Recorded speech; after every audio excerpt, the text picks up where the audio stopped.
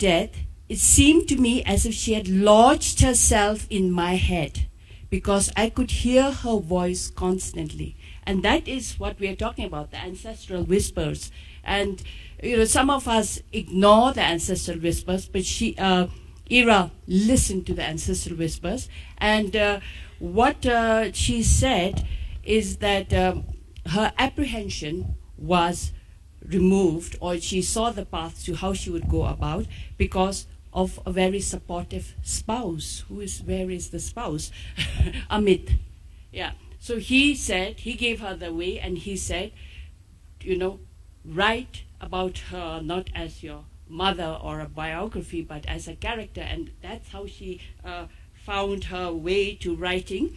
And I just read in one of the reviews that you said it's not as literary as a biography, but rather an effort to bring out and present her mother as a character in her own world, in her own times. And I think that is fascinating, because she's talking about a completely we are talking about change. The previous session talked about how Delhi has changed for the worse, and all the rich values and everything, the beautiful architecture has gone.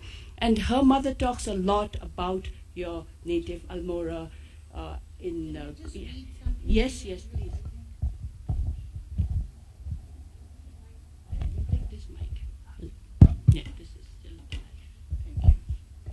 This book is not meant to be anything as literary as a biography. Indeed, while writing it, I deliberately put aside all that I had ever learned as an editor. For the more I read her and tried to recreate her voice, the more I became involved in a psyche and a temperament that used the senses as well as the mind rather than the mere intellect.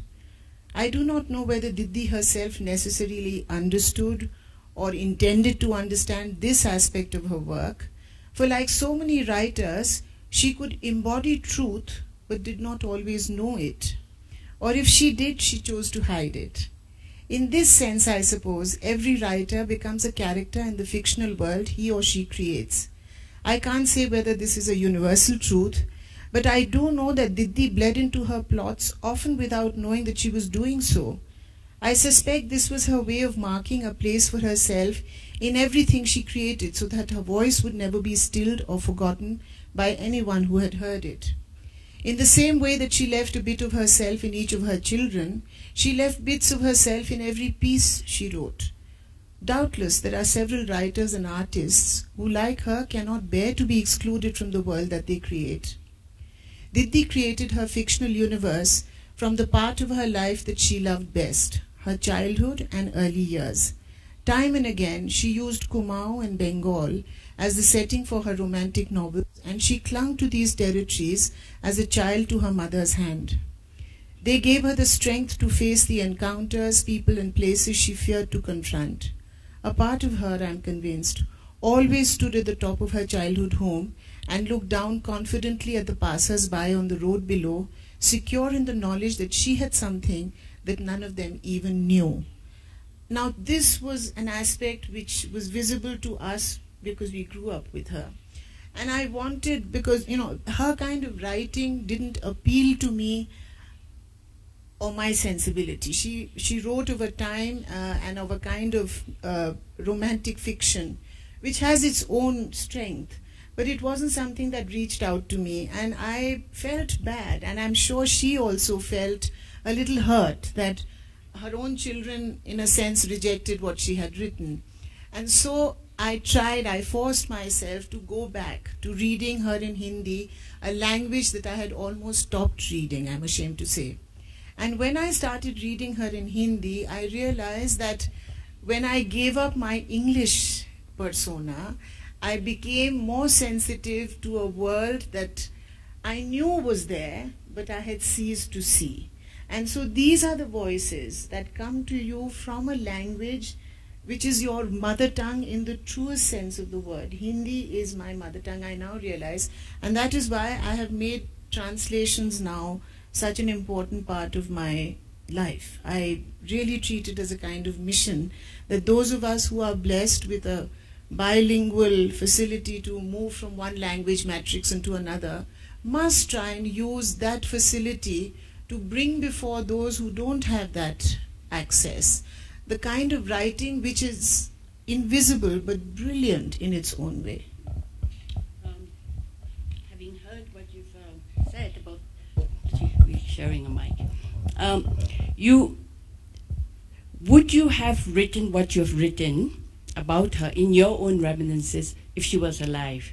For instance, here she is, yet Didi was also a fearful snob, an intellectual snob, and was instinctively drawn to the pure of spirit. Okay, and then there's also a passage that is beautiful and I cannot miss it. For a person as restless and alive as she was, one life, one pair of eyes, and one heart was not enough. And this comes through in your remembrances of her, but writing, this session is about the cues that we got was to talk about the challenges, the pitfalls, the joys. So what were the challenges that you faced in writing, openly about how you understood your mother? Because I think myself being a mother and having, in the company of other mothers, mothers can never be right. Mothers can never do good.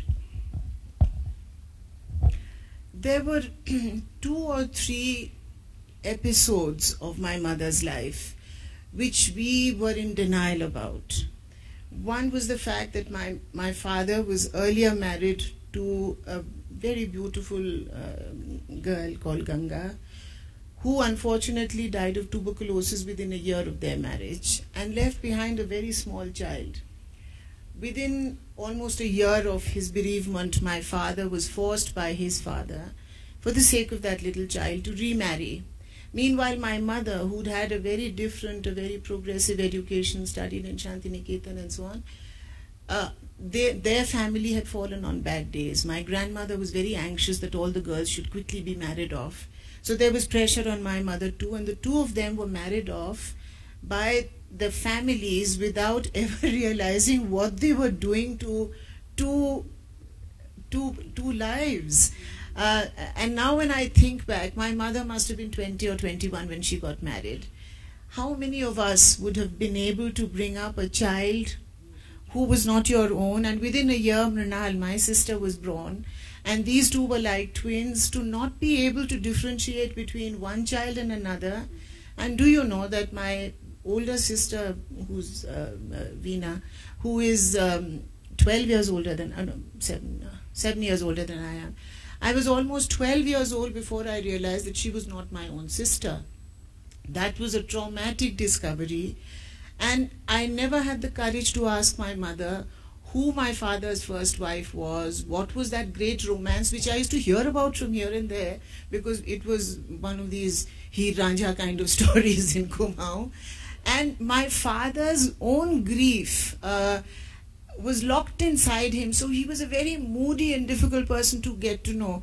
As children, I didn't know all this. None of us realized what it was. I know that they had some a very turbulent and a very violent, because they were both very independent people.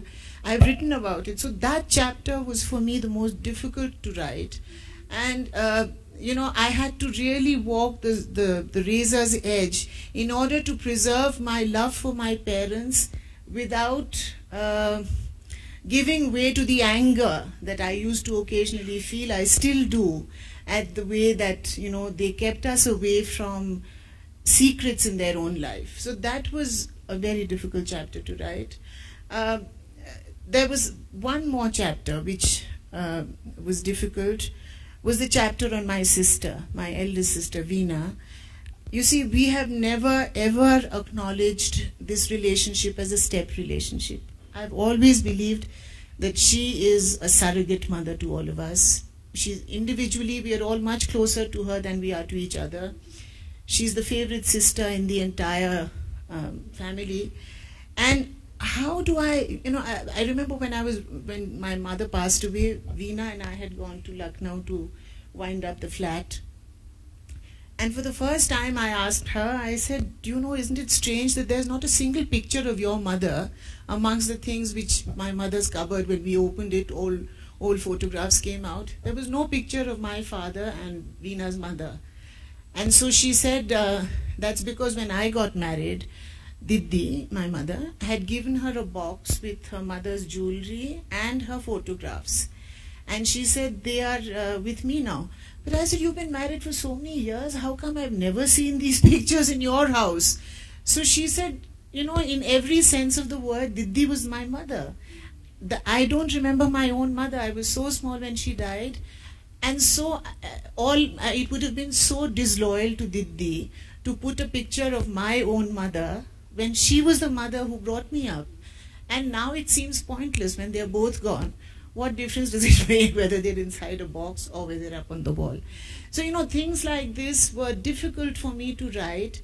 And I had to ask Veenu whether she was okay with my talking about a secret which had always remained a secret in our family. And I must say, she was so generous that none of my siblings had I, of course, showed them the manuscript, and I said, if there's anything that you want taken out, I will do so. But you can't be untruthful and you can't be dishonest and hold back secrets when you're writing of a life. So there are challenges, yes. But obviously the joys and the satisfaction of what you've done for your mother's writings to open it up to a completely new segment of the audience is the joy of writing, listening to the ancestral whispers. And when you talked about your father and how traumatic, I mean, he went into the marriage with Ganga, knowing that she was very ill and against the family's wishes, but the description of him standing on the waiting for a rain, holding the child, it's, I'm sure your heart must have been numbed with emotions. Even I had to read it twice, and I just could imagine it all the time. It really made a big impact on me because the picture was so graphic. You talked about how turbulent the relationship was, and yet in the end, what she writes, and I might request you to read it for me, read it for the audience, is what she wrote on your father, Baba. I think that's a beautiful, and the only sad thing is that when he died, that she was able to appreciate and see what a wonderful man he was, and her literary career actually came out of his their relationship. You know, this is an article which my mother wrote after my father passed away, and it's so moving that I can never read. I couldn't get myself to translate the whole of it. So I'll just read out one small excerpt from it. She says, "Where shall I start? From that balmy spring evening when he came into our Haveli in Orcha, which was festooned with garlands of mango leaves and glittering with lights. Riding an elephant as he led the wedding procession, he was greeted at the gates by the court singers Idia and Koel. The evening hummed with the music of the traditional bannas as they welcomed my bridegroom. Shall I start with the first time he held my hand, or with the day before his death, when he heard me weep quietly in the dark and groped to hold my hand in a silent goodbye? My pen hovers between the two memories. The first one recalls the joy with which I agreed to abide by all the rules of a good Hindu wife among the chant of the Sanskrit mantras. The second takes me cruelly to the cold, hard steps of the Sati Ghat in Haridwar to remind me where that journey ended, and I stood alone under the sultry monsoon sky, looking at the serene waters of the Ganga.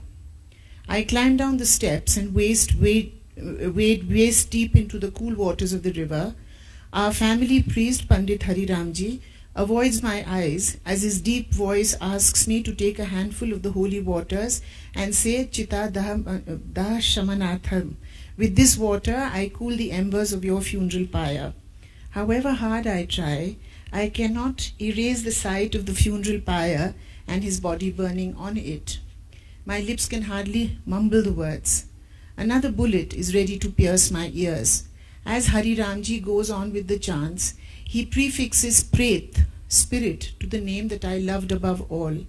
A dagger twists itself into my heart each time, and I turn my gaze away from him. It falls on my son. His young face is steeped in a sadness that he can hardly comprehend as he repeats the mantras after the priest. Each line hammers one nail after another into our hearts. It is time now for molten glass to be poured into our ears. Take all his everyday belongings and throw them into these waters, we are told.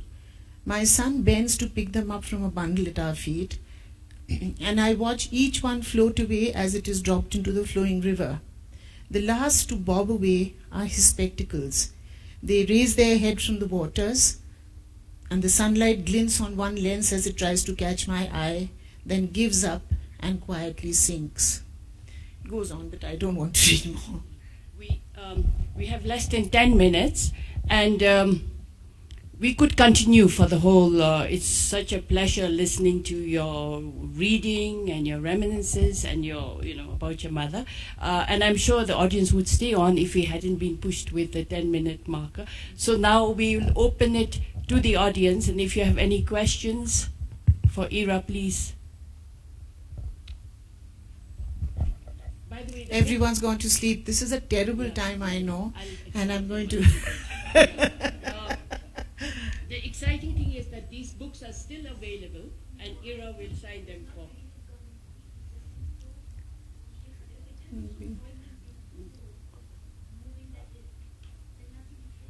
Thank you. Yes.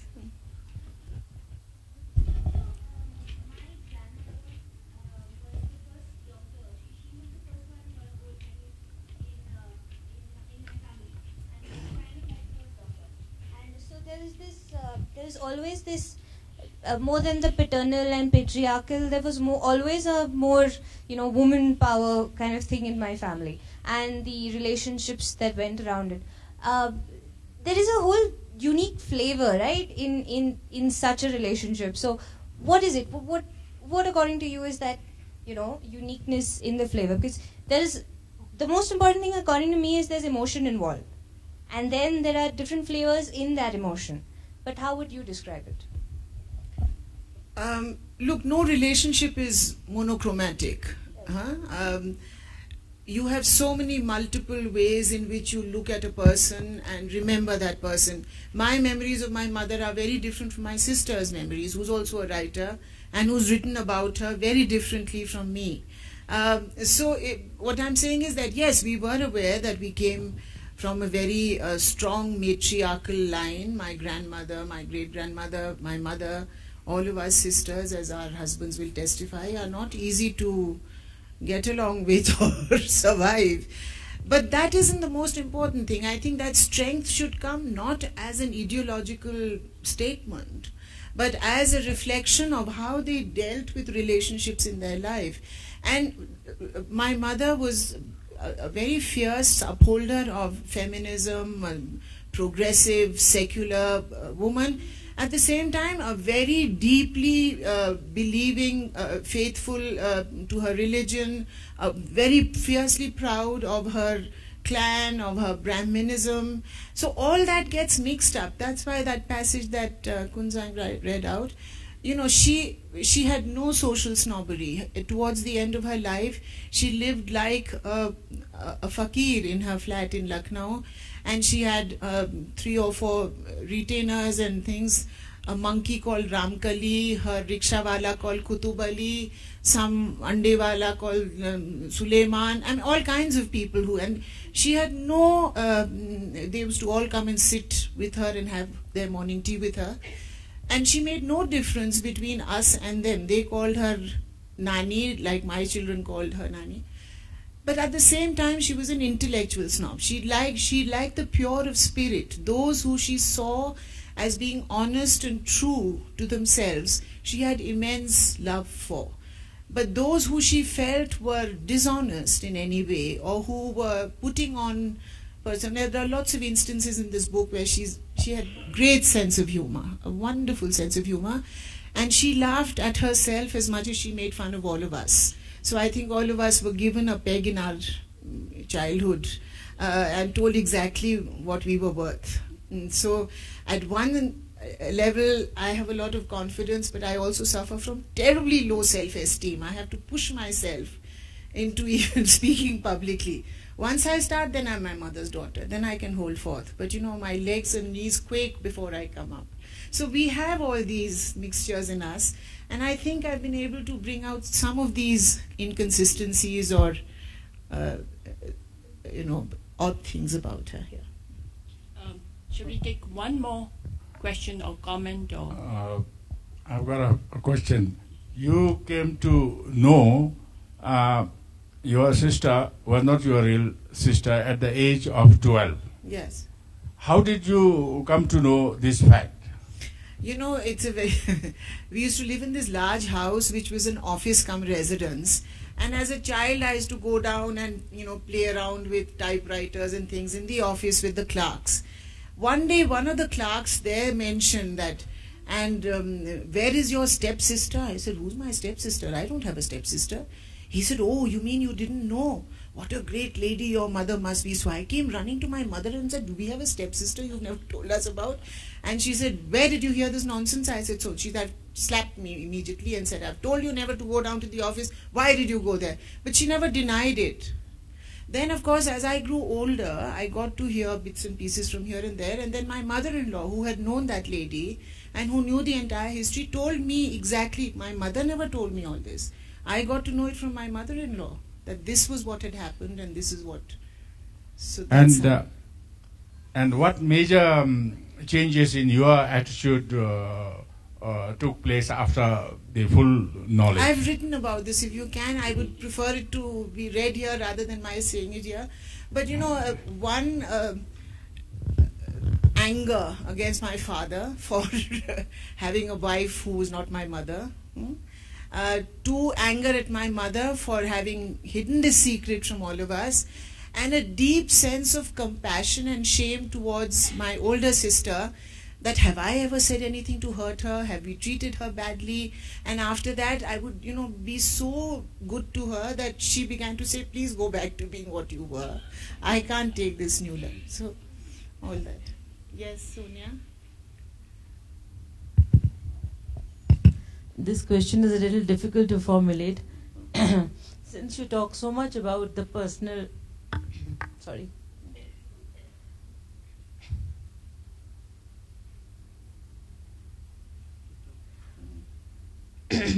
Sorry, I got a bad throat. Did you have to struggle with the question of intimacy and distance in form? It was very difficult to talk about very personal things, and now in sitting here in public, having to answer these questions. It's like losing your virginity once, Sonia. Once you've written it all there and it's there for everyone to read, what is there to hide? My mother died many years ago. I've paid her my greatest tribute, I think. Nothing will ever alter that love. And if people wish to see flaws and frailties in her, well, I'm okay with that. I don't see her as that person. Yes, please. I must have been in kindergarten, I remember, when my mother made up her mind to learn Hindi. And that was, she spoke fluent English, Persian, Urdu, but she didn't know Hindi. And that was because her friends were, at that time, discussing a novel called Chaudah Fere, which was written by your mother. And it was her mother was probably at that time the most sensational, the best author, really sought after in North India. And my mother learnt her Hindi to be able to read Shivani.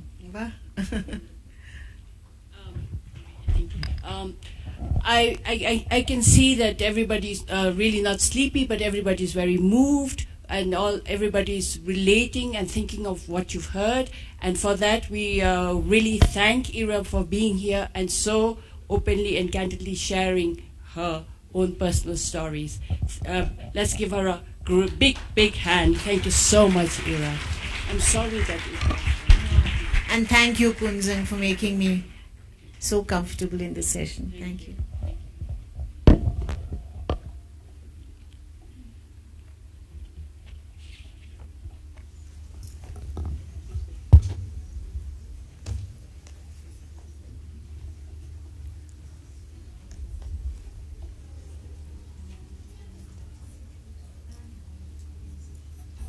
Thank you, Lau.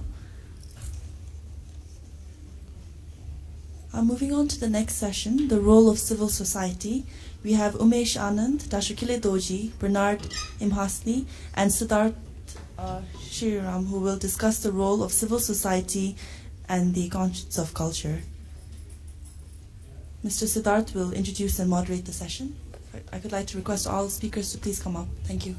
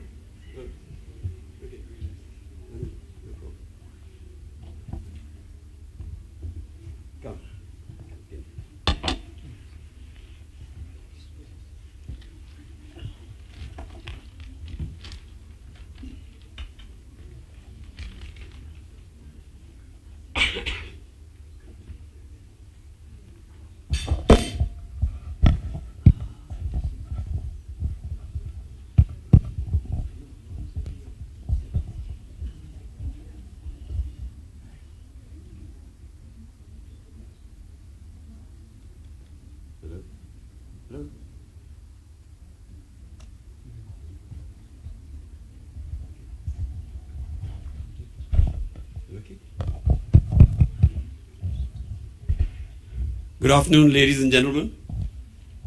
I'd like to introduce the panel. On the extreme right is Kinley Dorji, who's extremely interested in the development of civil society in Bhutan. Bernard Emalsi, who's lived in India for many years, married to an Indian, and certainly will bring a world view to events. Umesh Anand, who was a journalist, and a full-time journalist, and then he evolved into a civil society activist and writer. He runs a magazine called Civil Society, which is now caught on across India and different parts of the world, and is also online. And he has different constructs in civil society than what people like I might have.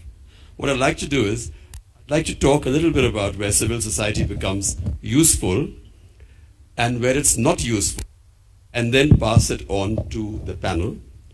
The panel is there for about 40 minutes. I'm suggesting that for about 25 minutes, the panel talks in one way or the other, and then we throw it open for questions.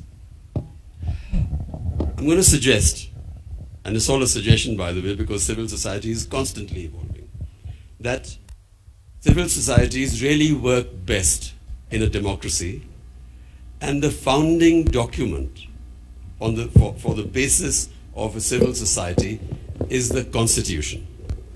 And the moment you say that, you've already locked it into a certain degree of weakness, because societies are evolving and the Constitution evolves far more slowly. And then we have a situation across the whole country of 193 countries. And in that we find there are many non-democracies, many pretend democracies, many semi-democracies, and even the democracies that have been there for a good amount of time, such as India, from time to time we've had suspensions of democracy. And under each of those, the behavior is different. For instance, in the historical past, I mean, democracies are only 200 years old. There's nothing new. I'm not talking about nation states of Greece and so on and so forth. And before that, there were only monarchies supported by clergies, and that was a nice, cozy relationship. And if you happened to disagree with them, you literally lost your head. Whether it was science, whether it was a modern new thought, whether it was art, whether anything, you would simply lose your head. Look at Galileo Galilei and so many others. In a non-democratic system, in a monarchical system, in a military dictatorship kind of system, if you happen to be a so-called civil society activist, you're more than likely to be treated like an anarchist. You're likely to be chucked into jail. You're likely to lose your life. You're likely to be judged by a kangaroo court and be sentenced to death. Look what's happening in Egypt. In Sarajevo, 14, some anarchist, some civil service activist threw a bomb, caused about 30 years of wars until life settled down and democracies came to become much more strong. So therefore, in a country like India, I'm talking about India briefly, we've seen the emergence, a far greater emergence of civil society through the plethora of political parties that exist on the one hand, through the plethora of media that exists, and now much more so with the plethora of social media. But in addition to that, you have a very large growing middle class, and they essentially brook no nonsense from our rulers. And I would say that one of the roles of civil society is to rhyme with the rising aspirations of the people, even when different from the ruling elite, to translate a sense of freedom and responsibility to ordinary people and to celebrate ordinary people, and to coalesce them into a movement when the rulers, even if they're elected, are resisting reasonable change. With that, I'm going to toss it to Umesh. And after that, we'll go to Kinley and then to Bernard. Okay.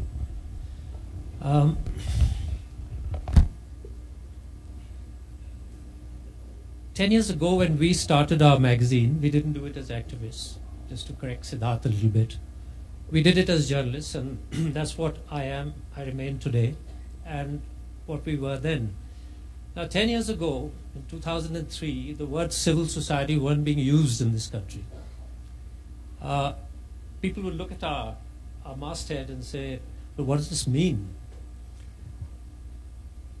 10 years down the line, you've seen a whole burst of civil society activism, activity, policies, initiatives, and in a sense we've gone full circle, and we're still asking ourselves, what does civil society mean? Because we don't seem to have got anywhere using that term or the activity around it. We're still as confused. So it's very important for us as a society and as an economy to try and find a definition for all this activity. What is it? And why do we do it? And how can we do it? There's a lot of history which goes with civil society, and if you want to read all the books, you could fill this room. So there have been guys who've done PhDs and done a whole lot of else on it. And I don't quite agree with Siddharth that you can't do it in a dictatorship, because one of the important stages of civil society actually emerging was in Eastern Europe, where it was used against the Stalinist state. So there have been phases in our history where civil society has played certain roles, and some of them have been in dictatorships, some of them have been in democracies. More interestingly, what civil society can do and mean will vary from country to country, from economy to economy, from society to society. And I think it's important for us to understand that. When we wanted to come up with what should this magazine cover, what should our magazine Civil Society cover, we asked ourselves this very question, that how do we define it? What should it be? And we came up with a very simple definition which I want to share with you. We said civil society is that space which is beyond our homes, our offices, our formal lives, which we do through interaction. I as a doctor, a lawyer, a journalist, what is it that I believe in as a citizen of India? What are those 5, 10 things that I can share with a doctor, a lawyer, a person who enters government, and a banker, or whoever? To us, that still remains the most effective civil society definition, where you have those 5, 10, 20, or 100 things in which society believes, because then they guide your life in ways in which it takes us all forward. As a journalist who believes in independent media, I move out of organized media to create a different company because I believe in independent media. And I think democracy in our country, our society, needs independent media. You could say that of a doctor. You could say that of a lawyer. And you need many more bankers in India who think that way. So it's the shared pool of ideas, right? It's the shared pool of values in a neutral space, which we all contribute to, irrespective of other commitments that we may have. So you could be a leftist politician or you could be someone on the right. Do we agree on those basic principles? What happens when you don't? When you don't, you have a situation in which you have a country run by NGOs. Because you can't have an economy run by NGOs, it's a failed economy. You need an economy run by a government. And when you have an economy which is dominated by NGOs, which have entrenched interests in keeping problems alive, then you've got a really serious problem. So what you do need are governments which work towards those common goals. Now when you compare that, let's say, with a parliament session, how does it work? It works wonderfully. If everybody agrees that there are certain things of inclusion which we need, let's say in financial inclusion, we move to that. We move towards that for legislation. If everybody believes that we need public education in this country, government-funded education, that let's say privatized healthcare is not working, we need to move to these goals. Obviously, these things need to be talked of and worked out in a more sophisticated way. But the fact of the matter is that as a society, we need to move forward. And the best way we could move forward is by looking at that common pool of ideas which takes us all forward. Pavan, who's here, was the other day mentioning that at another level, we are all friends. That's true. At another level, most politicians are friends. They know each other. They network each other. They all have common backgrounds in certain ways, some personal, some others. It's important to find those common civil society spaces so that time is not lost in an economy which has a huge number of poor people and a great social agenda to complete. It's also important for us, and I'd like to take another minute on this, it's also important for us to understand what is the role of an NGO and who do NGOs speak for. Now there's a lot of criticism about NGOs speaking for, or civil society institutions speaking for the developed North. A lot of this is documented. It goes back to the Washington Consensus. There is and should be a lot of criticism for the fact that large chunks of people who claim to represent civil society don't necessarily represent the larger interests of civil society or the larger interests of a whole lot of people in this country. And that's very important. We need to look at that. You want an example of it? You could see the election result which we've just experienced. Every single civil society leader has lost his deposit or her deposit. Now, you must ask yourself this question, that am I using space and time in this society which is not justified? Or is it justified, and is society looking for another role for me which I am not playing, and does not think that I should actually merit an election or come into government or be an environment minister purely because I raised the issue of a river? These are serious questions before us, and they're not easily understood. But these are some of the insights I can give you after running Civil Society magazine. And I know my time is short. I would like to hand it over to you. Okay, thank you. It's a relief to hear even Umesh saying that the civil society is hard to define, hard to understand, hard to identify. Because when Meeta told me that, asked me to take part in the discussion on civil society, my first question was, what's that? Okay. I think we, to get a little perspective, well, democracy is 6 years old, but for a long time, for 100 years, we were a monarchy. Okay, and it was a fairly, happy society. We were lucky to have good enlightened kings, and the relationship in the monarchy, relationship between the king and the people, fidelity was that, the king is responsible, father figure responsible for the people, and the people give their reverence to the king. So as citizens, as subjects, you want something, you go to the king, ask the king for it, and the king has to provide, whether it's healthcare, education, whatever. So I think for the same reason, perhaps and limited exposure, we were a hidden kingdom for centuries. When the Bhutanese people looked around us, we were actually worried and we were scared of what was happening, because even democracy seemed like what we saw was kind of electoral violence and a lot of unhappiness, and you hear of corruption and all that. And we were also a society very suspicious of NGOs. NGOs very, very loud activists. What are they doing? Like troublemakers, it seemed like to us. Okay. So now here we are, a democracy initiated by the king.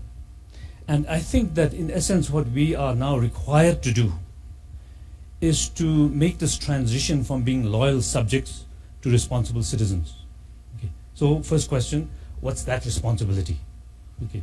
So, and then also it's I would agree that if we, like in many other areas, if we try and download and copy other societies, other countries, we know it's not going to work. Okay. So we are at this stage where we are trying to figure out now, okay, what is the role of the citizen now? Thimphu town, there's all this rubbish everywhere. Okay, do we expect? Well, the king is not there to, command someone to clean it up anymore. Whose responsibility is it?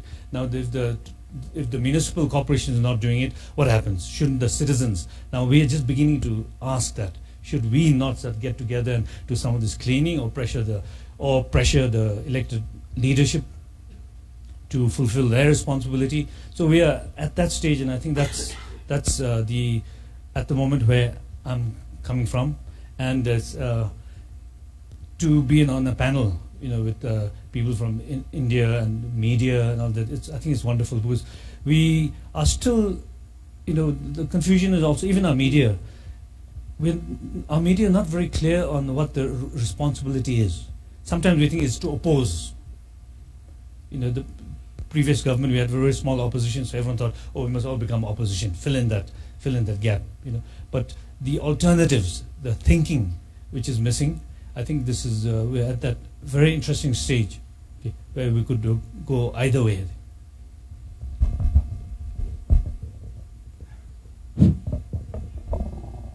So I'm basically a media man, but I'm not going to talk of the media as a form of civil society. I wanted to actually take a little more of a contrarian view. We all say, and you've heard it, civil society, it's a force for the good. Very often civil society is pitted against the political system and saying, civil society is good, the political system is bad. And I think we need to question that. I want to start with questioning, like Umesh, Siddharth's initial statement that civil society works best in a democracy. I think I could say civil society works best in a dictatorship. Maybe it doesn't function so well in a dictatorship, but because civil society embodies the democratic idea, it is most necessary to work in a dictatorship. And I could see that when I grew up, when I was a student in Switzerland, strangely enough, civil society started not by criticizing your own government. It started with criticizing forms of dictatorship which we still saw around us in Europe. It was the dictatorship of Franco in Spain. It was the dictatorship of Salazar in Portugal, together with the colonies that Portugal still had. So there was an anti-colonial part in that. It was the apartheid regime in South Africa. And so in a sense that was, an ideal, because it came from a democratic base. It was in democratic countries, and it directed its force, its anger at dictatorships. And it became much more complicated when the civil society movement started to criticize its own governments. Namely, I think the main thing was the anti-nuclear movement. The Easter marches in Britain, in Germany, all over the place, in Switzerland too. And from then on, I think it became more complicated. Because after all, I think it was not clear to me at that point. It only became clear to me here when I was here in India. In a sense, the democratic system subsumes civil society. The democratic political system is an expression of civil society. And so when we have disagreements with our government, we have a system of addressing these disagreements. And I'm just talking of an ideal situation, but we have representatives, local representatives, state, provincial representative, central government level representatives, to whom we can air these disagreements.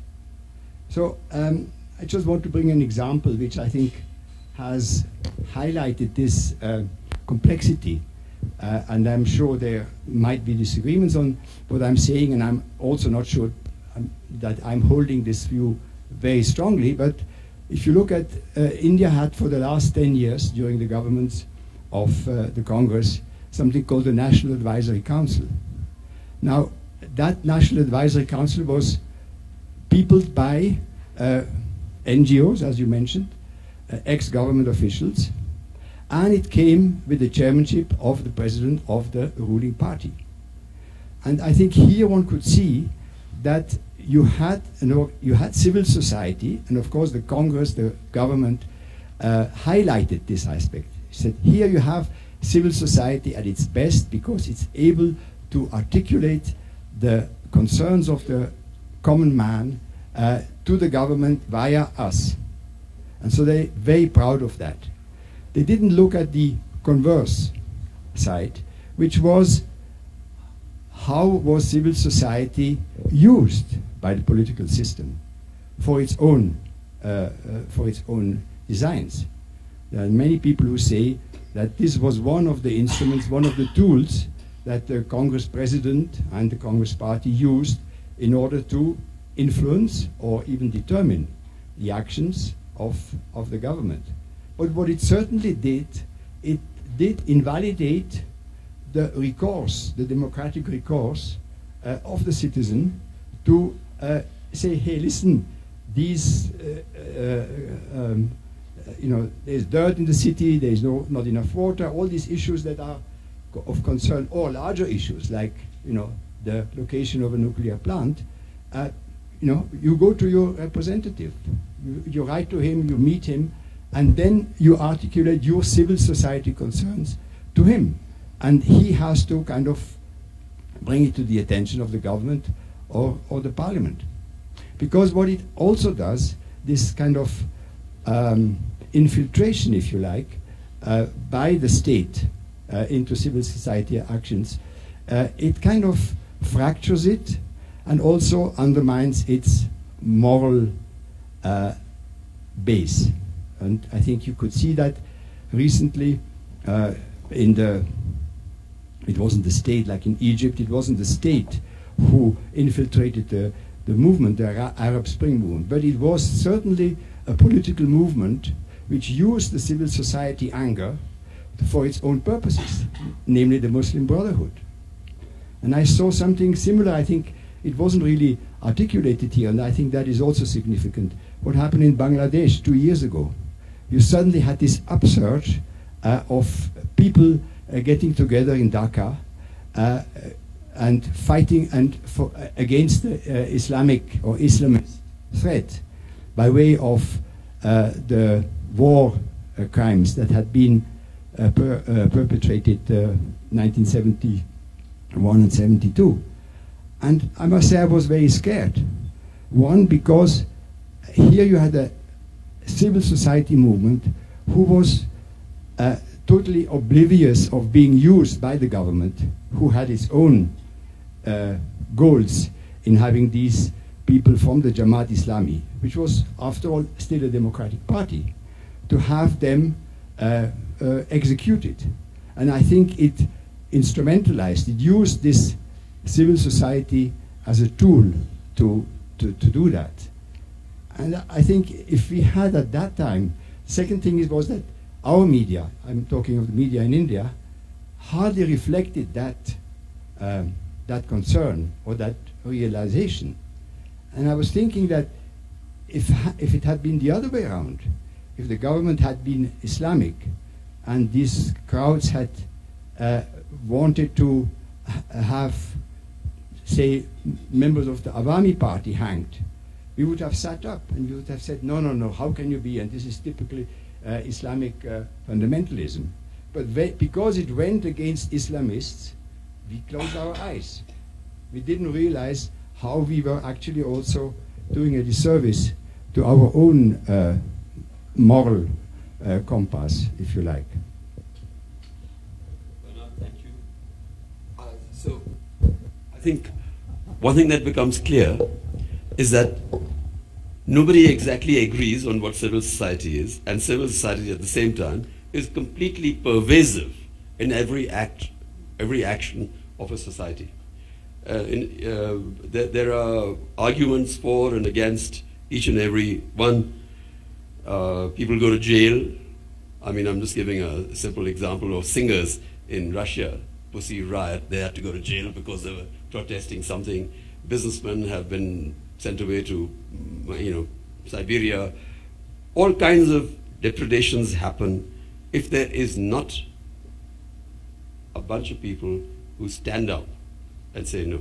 Whether it's media, whether it's individuals, whether it's society as a whole, whether it's NGOs, whether it's the development of a feeling that there's an inevitability. Bernard talked about different countries like South Africa where apartheid was there. Actually, it was the civil society movements in other countries that actually caused a collapse of that. Similarly, in the United States, which is the oldest democracy, it was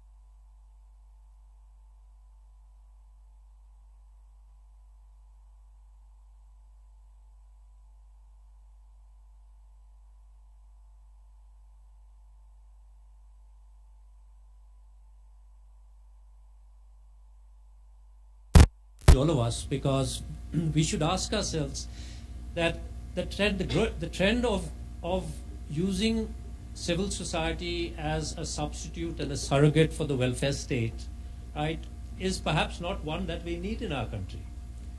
And I think we need to really seriously ponder this, because one is that it gives civil society an artificial power which comes without responsibility, number one.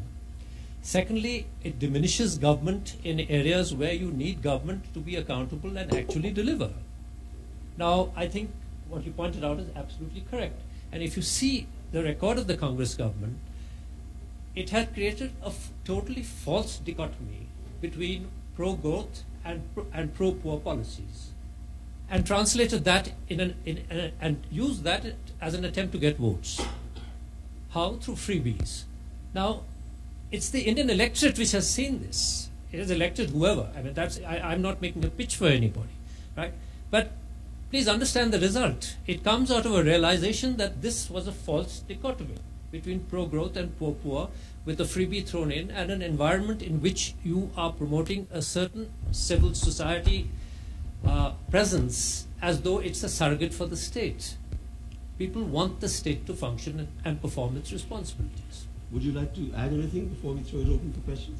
Or we can field the questions as they come? Just wanted to add one thing, which is in the same vein that we've been talking about. Apart from the damage that something like the NAC did, and I want to point it out again, I hinted at it, is that it invalidated the role of the politician. And because we bedevil politicians, maybe rightly so, but they're only a reflection of our citizenship in a way. The role was that role of them being worthless, useless. I mean, it's such a cliche now that it's become boring. Has been strengthened by this system because they didn't have a role to play anymore in their own constituencies. Would you care to add something? Can I just add one thought for discussion, or even perhaps even a question? We're talking about civil society as a presence, as a consciousness. I'm wondering because we are at such an early stage, and there's risk of misunderstanding. Like, for example, democracy. We are constructing a democracy. Therefore, theoretically, you have the three arms of government, and someone decided, okay, then we said, okay, we need civil society. We need private media, so encourage newspapers, radio stations, we need civil society, and drafted a Civil Society Act, which drafted from a government perspective perhaps has a more control approach than anything else. So this kind of the experimentation. One group of people once tried to organize a march here in Thimphu, and that was very interesting because where did the idea come from? Perhaps from TV, because what happens in a democracy, you march. Why do you march?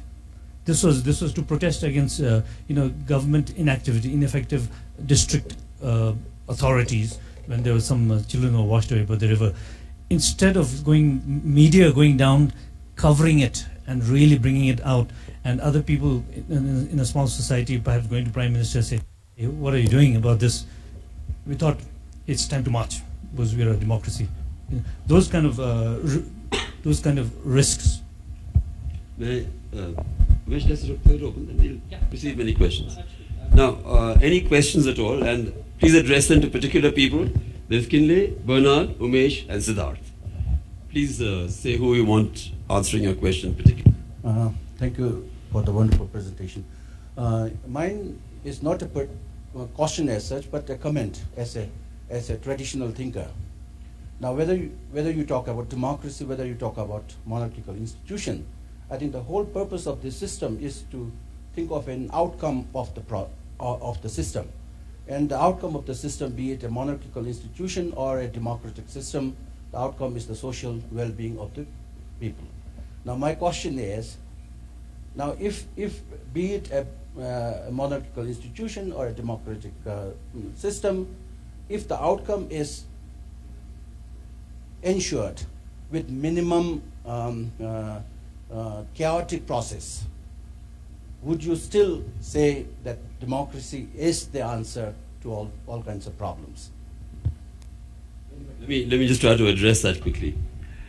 The thing is that if it's a monarchical, I'm assuming your question means a monarch decides what's the right thing to do. The problem is just in that a monarch may say it's the right thing to do, but it may not suit the general people. In many cases, it may. I think yesterday, Robert Yeo talked about Singapore and the Tamilian gentleman who stood up for parliament. Everything's been done right, but I don't have a right to disagree. I don't have a right to have a different view or an alternate view. I think that civil society brings that. Anybody else wants to chip in? I hope that means. Menaka? Menaka.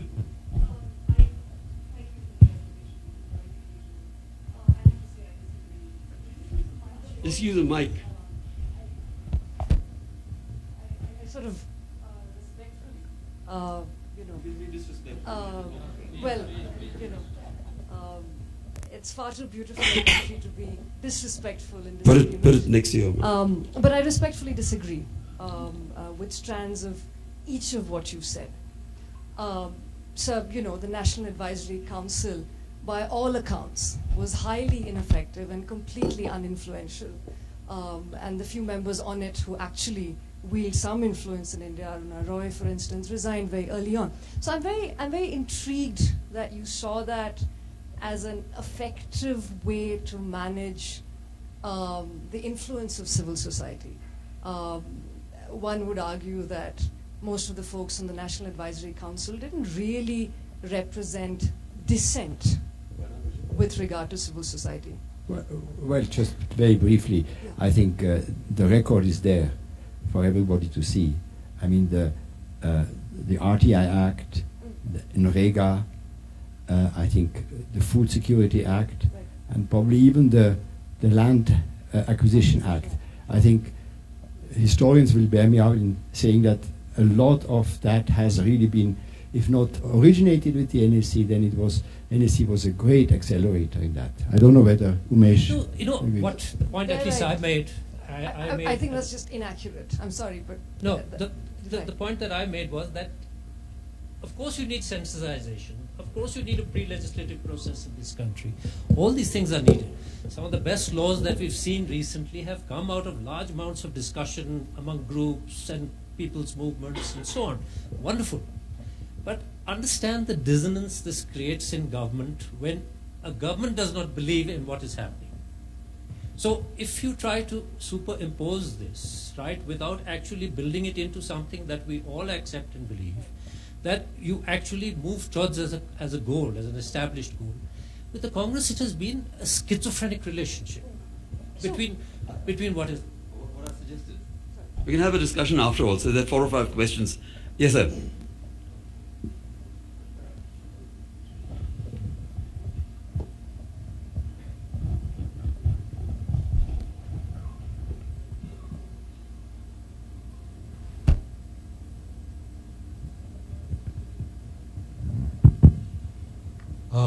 This is directed towards Umesh. I enjoyed your definition of civil society as creating a pool of ideas, values, which we want to see achieved. Now, what worries me is this, that look, if you look at the manifestos of all the political parties, if you add them up, you'll find that all these ideas are there. So what is it new that we are bringing to the table? I think what really should be the role of civil society, or what it seems to be, is to act as unelected opposition to the government. What are your views of that? What is the reason for them doing that? Is that what you said? No, I'm saying that, look, as it is, if you look at the manifestos of all the political parties and add it up, all the pool of ideas and values that you want are there. So what are we adding to it? So what are we adding to it? What you're adding to it is a context within which we are reaching to it. Right? And that we've not successfully managed to do, given the shape that our civil society has taken. See, Indian civil society has evolved through many phases. If you go back, it was didn't have an NGO, but you had a civil society. This is something for much deeper discussion maybe. But in our current form, have we been able to create a space in which we've been representative of enough people in the country, enough needs in this country, and secondly, have we been able to do this without getting bogged down in an NGO format? This is the question I've raised. No, I just want to ask that, there are a lot of discussions about whether democracy is better or dictatorship or theocracy. But when you talk about democracy itself, I just wanted to ask what sort of evolution of democracy can happen. Because people generally just say democracy. But there are various different types. Everything from first past the post to, I believe in Australia, you pick 4 potential candidates. So you get a much clearer idea about what people really want. So any thoughts about how democracy might evolve? Right, because in Switzerland they have a different model altogether.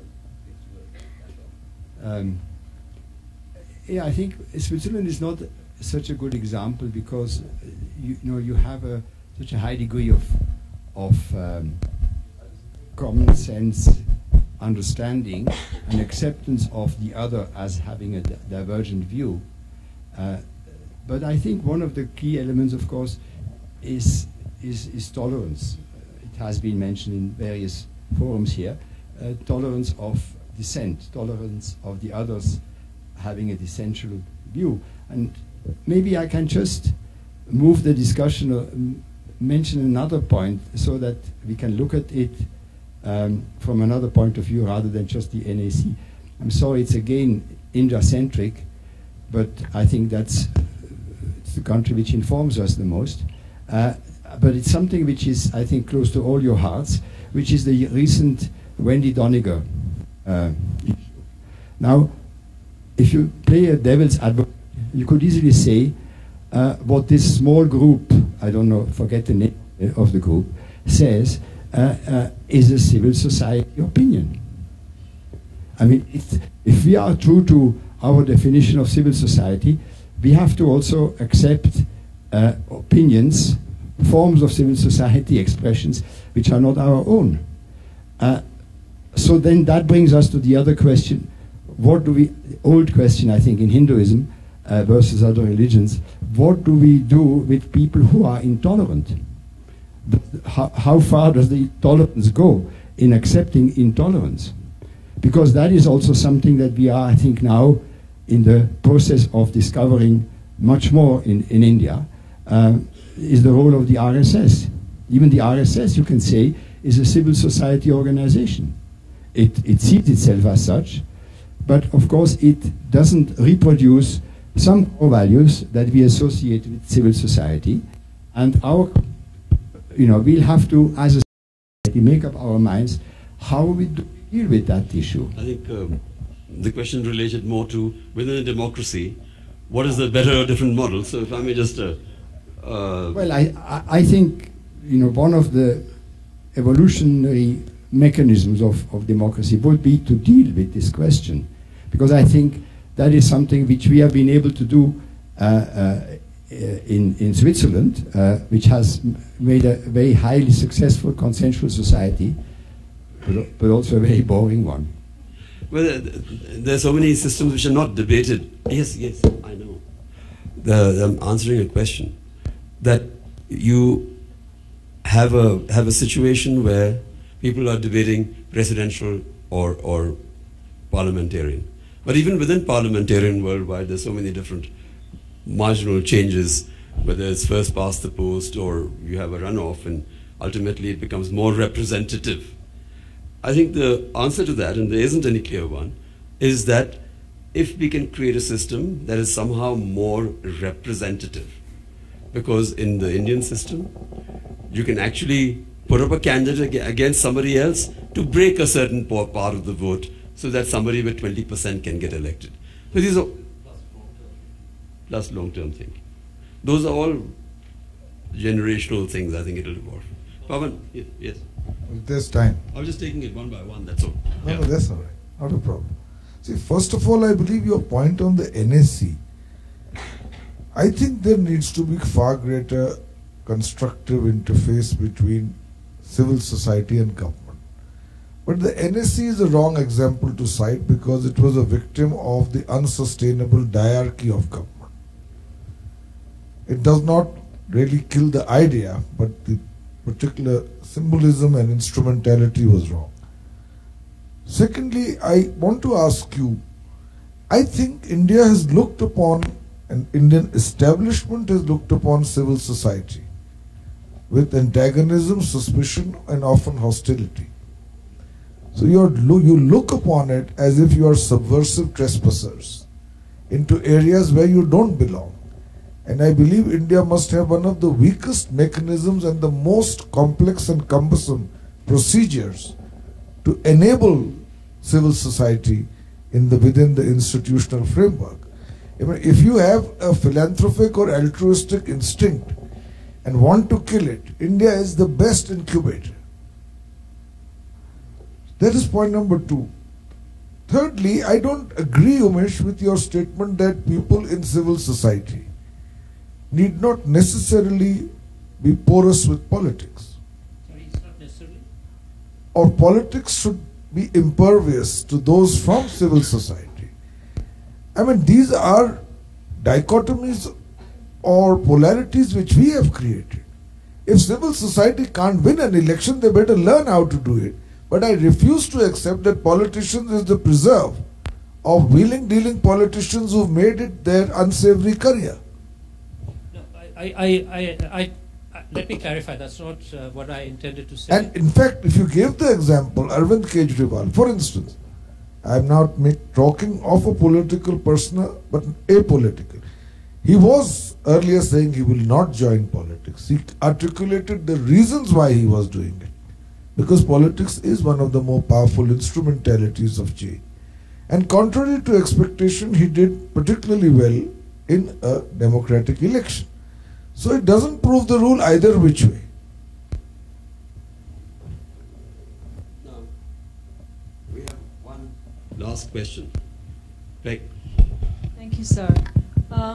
Thank you very much. It was really interesting to listen to perspectives from our neighborhood about civil society because, as Mr. Siddharth says, there's a lot of opportunity for us to groom a civil society in Bhutan. First of all, we're not called NGOs, we're called CSOs in Bhutan. And in a country like this, I think for a long time we've been very, very reliant on the state to deliver everything. And we now have an emerging private sector that to an extent is just discovering notions of corporate social responsibility, etc. You know, but we have 38 registered CSOs, and I must confess, I'm from a CSO. Most of us have very different perceptions of what a CSO should be doing. But the rules that govern us actually describe CSOs in Bhutan as being service providers, catering to welfare. So when I listen to you, I think we do, you know, fall prey to the possibility of becoming surrogates just for welfare provision.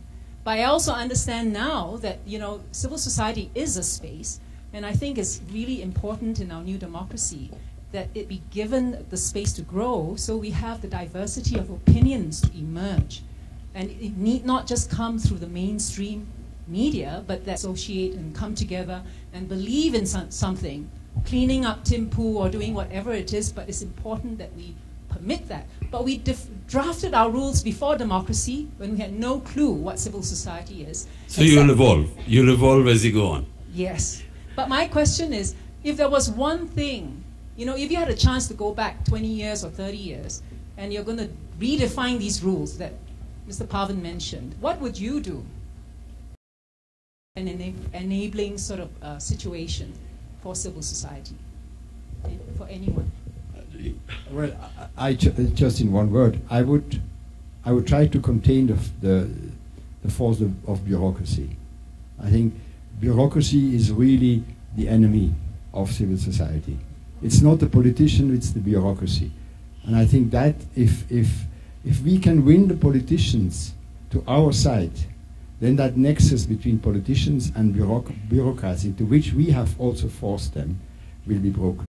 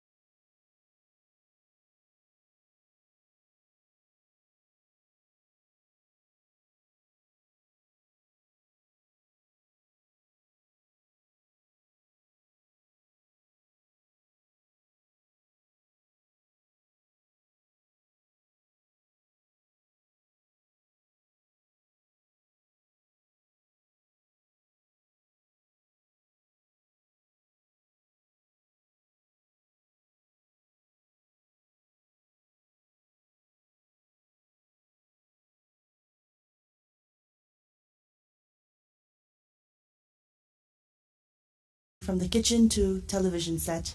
You'll also be talking about his new book, A Chef in Every Home, as I already said, in conversation with Alka Pandey, a prolific writer on Indian aesthetics, Indology, Indian erotic literature, and is the author of several acclaimed books, some of which have been translated into foreign languages. So I'd like to invite Alka and Kunal up here. Thank you.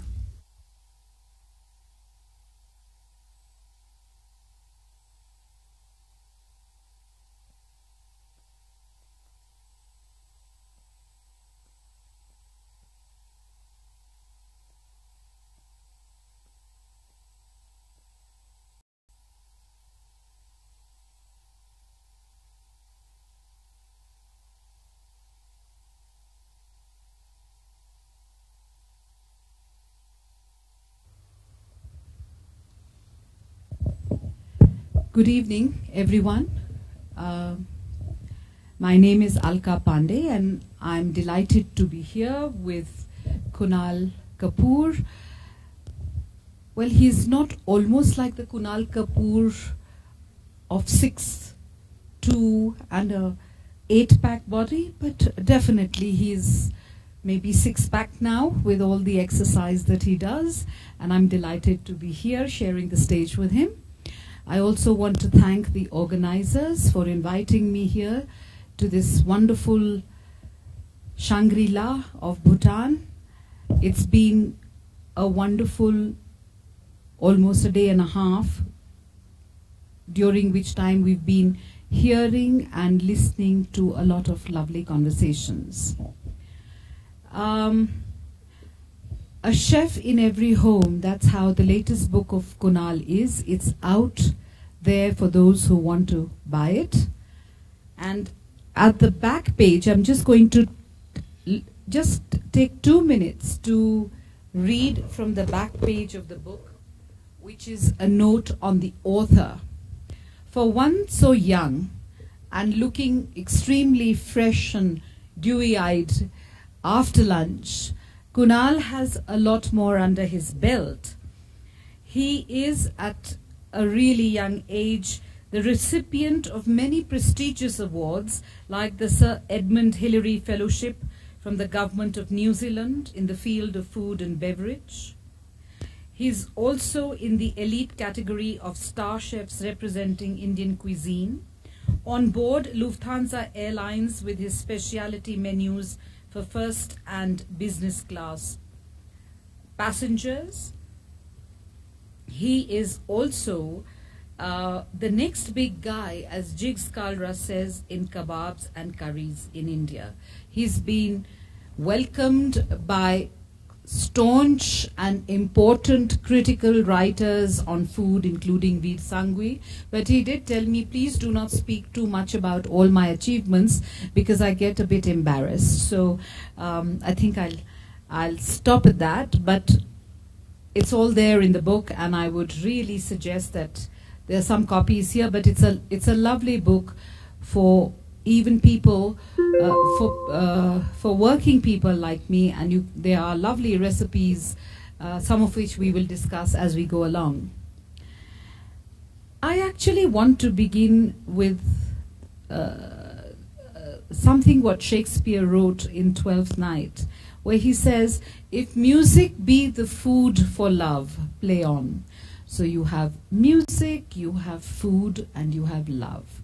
What can be more sensual or more exciting than all this? So, Kunal, I want to ask you that you come from a family where out of 8 sisters, you were the only brother. And how come that you became the chef and you became the cook? And as we were talking a little earlier, how did the Khota Sikka become the gold guinea that you are today? I don't know gold guinea or not, but good evening, everyone. Thank you for coming all out and taking your time out to listen to what we have to say. Like you just mentioned, I was born to a very typical Punjabi family, joint family, and fortunately, unfortunately, I was surrounded by all cousins who were all girls, all sisters. So I was the only boy in the distant family and the near family. And there was always a pressure on me to perform. And I remember as a kid, my grandparents would say that to all the kids that whomsoever gets an A or an A plus gets a 5-star. And at that age, about 20, 25 years back, a 5-star to a boy who was probably in the 5th or 6th standard meant the world. 5-star Dairy Milk के अलावा तीसरी कोई chocolate नहीं सुनी थी. 5-star was a little expensive one, honestly. मेरे ख्याल ₹2.5 की थी. So that was expensive at that time. So there was always a competition about who all would get the 5-star. And I never used to get it. I used to try real hard, but I never used to get it because I was probably not the best in academics. I was just about average or probably below average. There were very few subjects that I was probably good in, but most of it I was really, really a disaster. So my mother, I'm very close to my mom, so she feared for the longest time कि इस लड़के का होगा क्या? What will this boy grow up and be? And because I belong to a family of bankers, so my grandfather was a banker. He worked with the Greenlace Bank. My father retired with Punjab National Bank. All his life he was a banker. He was very active with the banking union as well. So the onus of taking on that banking path of the generation was on me, because the rest of all were girls, so they will get married one day, they'll go to their house, very orthodox family on that part, but yeah, the boy has to continue. But I was really bad with maths, and knowing my father was a genius with mathematics from Sri Ram College in Delhi, so pressure all the time. But I somehow gathered enough numbers to get through Delhi University in the 12th. I had done my commerce, but I just mustered a little courage and spoke to my father that I don't want to get into banking. He asked me why, because you got your scores, it's so difficult to get in. I said because I just don't like it. मतलब मैंने दिल पे पत्थर रखकर मैंने exam दिए mathematics accountancy. I'll be a really bad banker. I'll be putting bloody calculator and कितना हुआ क्या अच्छा कितना देना, and bank will close. So he's asked me what do you want to do. So I wasn't very clear. I was very confused as a teenager. So one of my friends was doing hotel management. So he said, मैं hotel management कर रहा हूँ. I said, you know what, मैं तेरे साथ आ रहा हूँ. So I told my dad, I'm going to do hotel management. You know what hotel management is? He asked. I said, I've inquired everything. You do this, you become a manager and blah, blah, blah. So without knowing anything, I just entered into hotel management. And when I realized a year after that what I'm into, I had nowhere to go because I promised my dad that I don't want to be a banker and do something here. So I had all the reasons to just go ahead. I think sometimes when you are in life, when you're surrounded by none other option but just one, you just accept that and walk that path. And sometimes it just turns out to be the khota sikka comes, you can trade off as a better coin. That's all I say. So what I have read and what I'm seeing is that you are actually basically concentrating on Indian cuisine in the days of this global world where, it's all about sometimes nouvelle cuisine. You lift the cover of a dish with a flourish and you find one little pea and some little asparagus and, a huge kind of decoration right there. So you've opted for the kebabs and the curries and the biryanis. What do you think of Indian food really making its way in as a, as fine dining speciality? How are you planning to take it there? How are you going to, is it going to be about display? Is it going to be about simplifying the dawats that we used to have? Would you like to tell us a little bit about? I think there has been enough modernization of every cuisine. And with Indian as well, there has been certain modernization with a very limited amount of success. I have a very mixed bag of opinion on this. I feel that a cuisine should progress, and it progresses on its own. Even if you don't push, every generation food changes. Every generation. It's like a living thing. Food breathes, it grows, evolves, it keeps on changing. I've tried on my level to introduce food which is a little more upmarket Indian. When I say upmarket, a little different from what we see it or feel it, perceive it. And there has been a mixed appreciation about the food.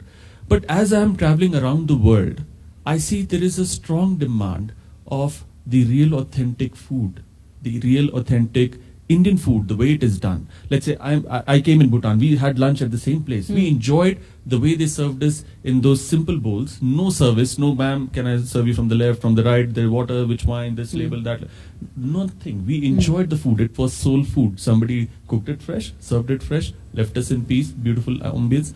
And sometimes that works, and I feel strongly for the Indian food. There is a lot of connect there, wherein you eat together, you eat from one bowl, you eat fresh, and you eat food the way it is. I think India still will wait a lot more, maybe another 15, 20, 25 years before all of us progress or get in agreement with the idea of that you open the cloche and there is a little pea and there is a salad and there is a sauce, and probably that's what's called, let's say, aloo matar ki sabzi, the new avatar. So I think still India is a long, long way to understand that, though I don't personally discourage it at all. I keep practicing, keep promoting it with my chefs to keep it with you ready. The time comes, open it up. Well, taking off from where you said, Bhutan is a small country. We are almost a continent with now going to be 29 states and 7 union territories. And as you travel the length and breadth of the country, the color changes, the people change, the morphology changes, and food changes too. So just before coming in, I was just having a discussion with some friends here who said that, look, I mean, wars have been fought on biryani. So I just wanted to know, what is your definition of a biryani? Which is your favorite biryani? And what kind of biryani do you make? I think these wars are actually kind of cute, because it's about pride more than anything else. That hum badhiya banate hain, hamare yahan bante, tum kya ho, and it actually gives it's a very underlying challenge to the other guy that I have a stronger biryani than what you have.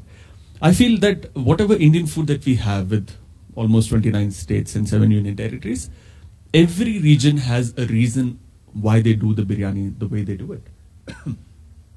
So you go to Bombay, travel to Bombay, you get this very masale wali bhori biryani. You go to Lucknow, very clean flavors, very floral biryani. You go to Hyderabad, it's still more stronger with a lot of flavor of the yakhni. You go to Bengal, it's a completely different biryani. You go to South, the biryani version is completely different. For me, I think as a chef and as a person who loves food and who loves stories that are built around food, it's actually it's actually a gift when you travel across the country and you sample various biryanis. I think all these wars, they are essential.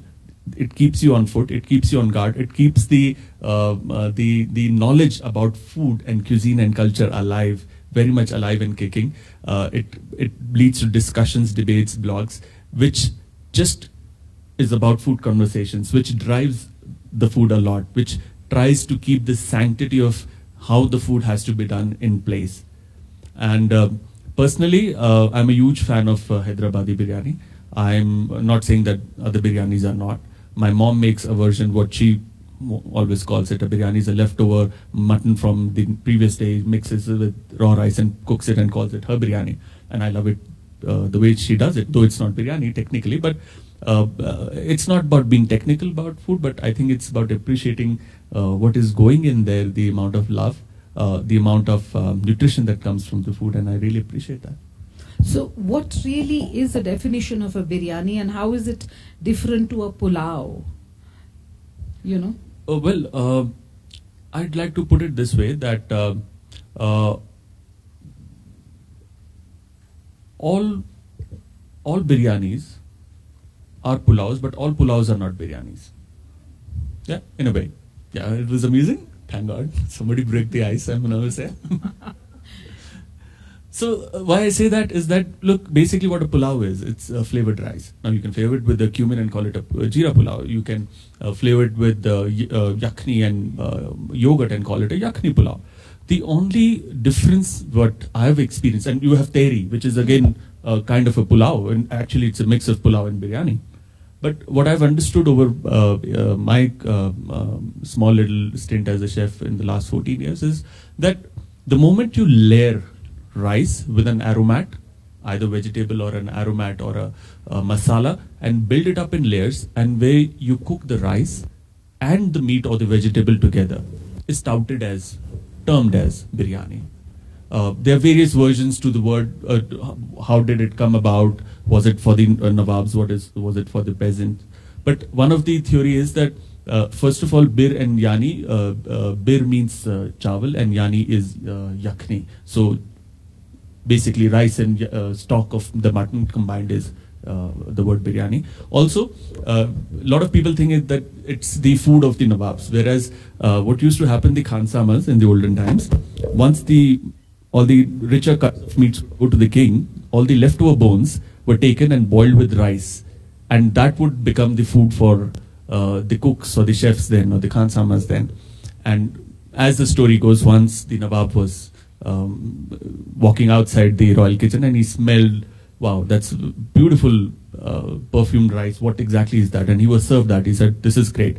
And slowly the bones were replaced with premium cuts of meat. There were spices added, saffron added, ghee, mint, all the essential, the yogurt came in. So all of that started coming in, and then the biryani, the pulao rather, evolved to a biryani. That's how. I also wanted to ask you now, I'll just cut immediately to another thing, right from the content to the station. You know, serving plated Indian food, which was started by, you know, I think perhaps by the Taj in Delhi itself, in Varak, you know, getting a plated Indian food somehow doesn't really work. What are the ways you think you can present traditional Indian food? Should it be served in a thali with katoris in it, the old traditional way? Or are you also looking towards, you know, in today's world, serving, not really sitting down and eating, but serving it in on the table, sitting with a fork and knife, like my friend today, Pramod, was eating idlis with a fork and knife, and he's telling me, oh God, if my nani saw me eating idli with fork and knife, she would have committed suicide. So how are you looking at ways of serving Indian food differently? Well, from what I've understood and what I've seen in the market, in the scenario, and my current hotel as well, is that you got to spell out the concept very clearly. Is it an authentic Indian restaurant, or the authentic Indian menu that you're serving? Is it a fine dine, or is it a casual? Is it a modern Indian? Spell that out very, very correctly, and blindly just go with what your concept is strongly. Because my experience, I try and do a very nice plated Indian menu. People say, sir, butter chicken de denge. So I will always end up sending butter chicken and dal makhani till the day I decided, no, I'm not going to do that. This is the menu. Either you buy it or you leave. And somewhere down the line, it clarifies the thought process of your chefs, your team, and people who come for why are they coming to your restaurant. There has to be identity. Chal yaar, ek Indian restaurant chalte butter chicken to mil jayega. No, my restaurant stands for a certain XYZ identity. This is what it says. You have to decide to come to my restaurant. It's not that just you come and you think that you can order anything. So sometimes, and people say that, you know, you're rude. I said, great, I'm happy that way, because I'm trying to set up something here. So I think this in the long run would work. But like you said, eating a idli of knife and fork, but haath se khane ka apna maza hai, garma garam sambar dala. But it's all about that we're getting very conscious about who we are. We really want to do what the French chefs probably do, or the world's most renowned chefs are currently doing. I think maybe it could be a reverse, probably a French chef eating his steak with hand, mash with hand. I think that'll still be cute to us. We wouldn't mind if he does that. I'm sure in the Europe, people will just trash him out and throw him out of a restaurant, but we'll accept him, right? We don't mind. It's our own hands. We clean it, we eat it. So I think it's more closer. You have the sensation closer. Okay, before I go into your television shows, I want to ask you one thing. Do you cook at home? Because you are so busy cooking every day. You cook at home? No, very rarely, because 6 days a week is what you do. Is 7th day you just like, you lie around like a vegetable, television, cinema, friends. But I try and cook only when, you know, if there are friends coming over, or if there's important relatives. And I have a 2-year-old boy, so, you know, I look at him and he's looking at me, I'm like, okay, now's our time, let's go to the kitchen. So I make him sit on the kitchen counter, I cook for him. So that's when I cook, but I try not to cook much at home. Do you know what your wife likes? What's her favorite? Oh, yeah, I know her.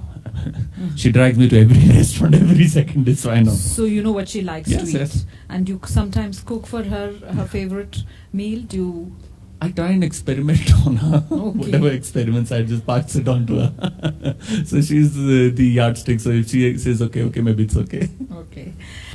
Now, I'd just like to ask you, because you are, one of the hosts of a TV show.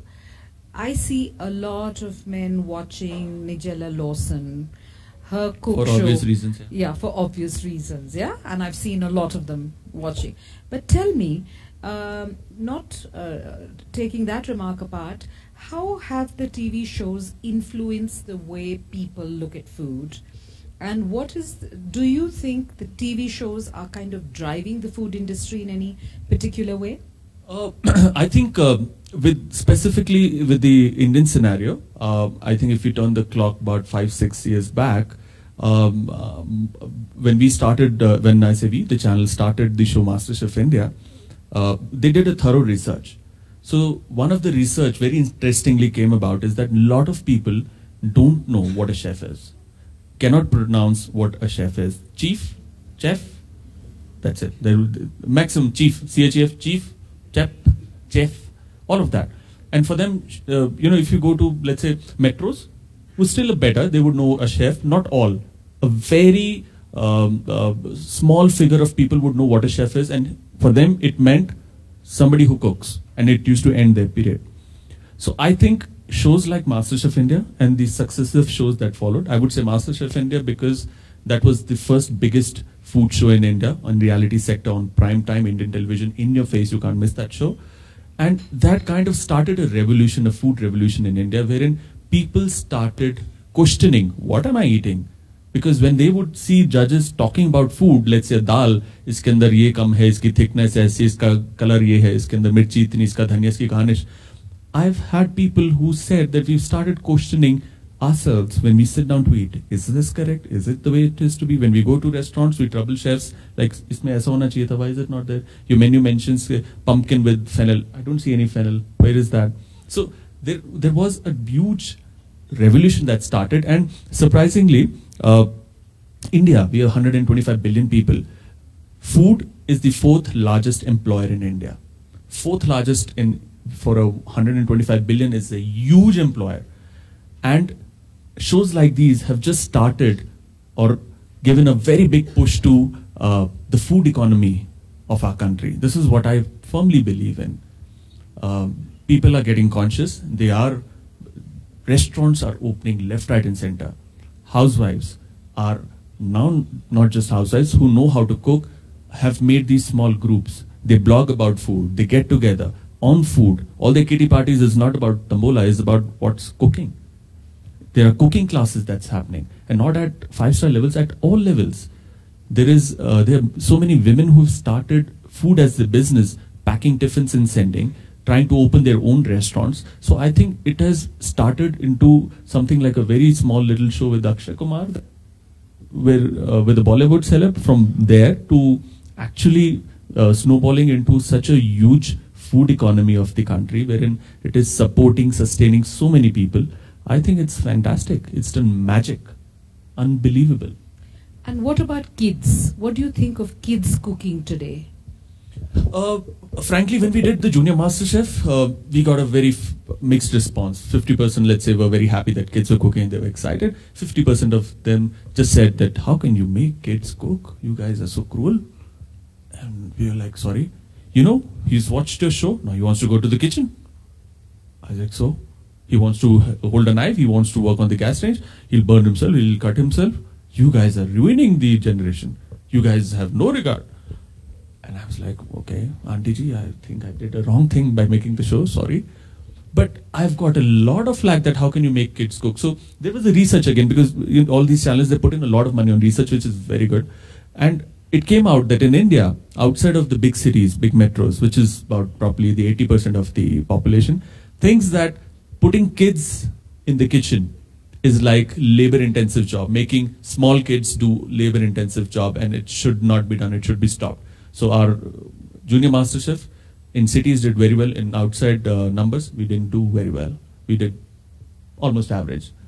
So, and I personally believe that our kids are exposed to far more greater danger, what they see on television, what they I mean, as parents who we are, the amount of hatred that we carry, the amount of things that we call each other over phone as parents when we fight, and as I mean, there's so much of things in our head, in our system, we don't recognize, and somebody is trying to educate on food about, and that to kids, it's something being discouraged, is something which I completely don't understand. My experience is that when I put my 2-year-old boy obviously on the kitchen counter, it took me a while to make him understand a chaku and a fire, and I keep him on one different counter and make him busy with a utensil or two.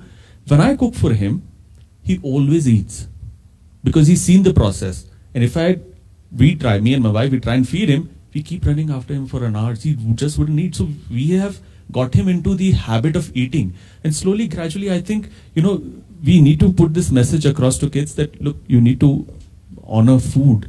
Jo aapka lunch box hai, you need to finish, or you need to sit on the table, eat your food, finish your plate, and not throw away. Not just take something and ask for something and be like blank. Because, the moment you start involving kids into the process of cooking, you tell them how important is food. You should not waste food. And these are very small things, but go long, long way. You tell them, look, you don't eat this because this has got XYZ. So next time around, probably you see some things in the shop. No, mama told me, nahi, isme ye aisa hota hai. I'm probably gluten allergic, and gluten is this, and so I need to eat this wala roti. So things like these, and there's so many other things that you can start off with kids at an early age. And I think that's beautiful. And the only real feeling that any one of us is born with, it's not fear, it's not happiness, it's hunger. That's the only real fear, the only real feeling that we're born with.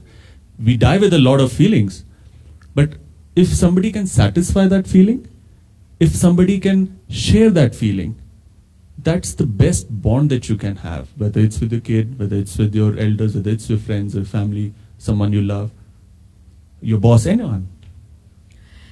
I just want to kind of end with this thing. The way to a man's heart is through his stomach, okay? Now, many of my friends say that, why is it the way to a man's heart is through his stomach, and why should the woman be cooking? Why can't it be the other way around? So when you are also talking, I've been noticing boys going into the kitchen.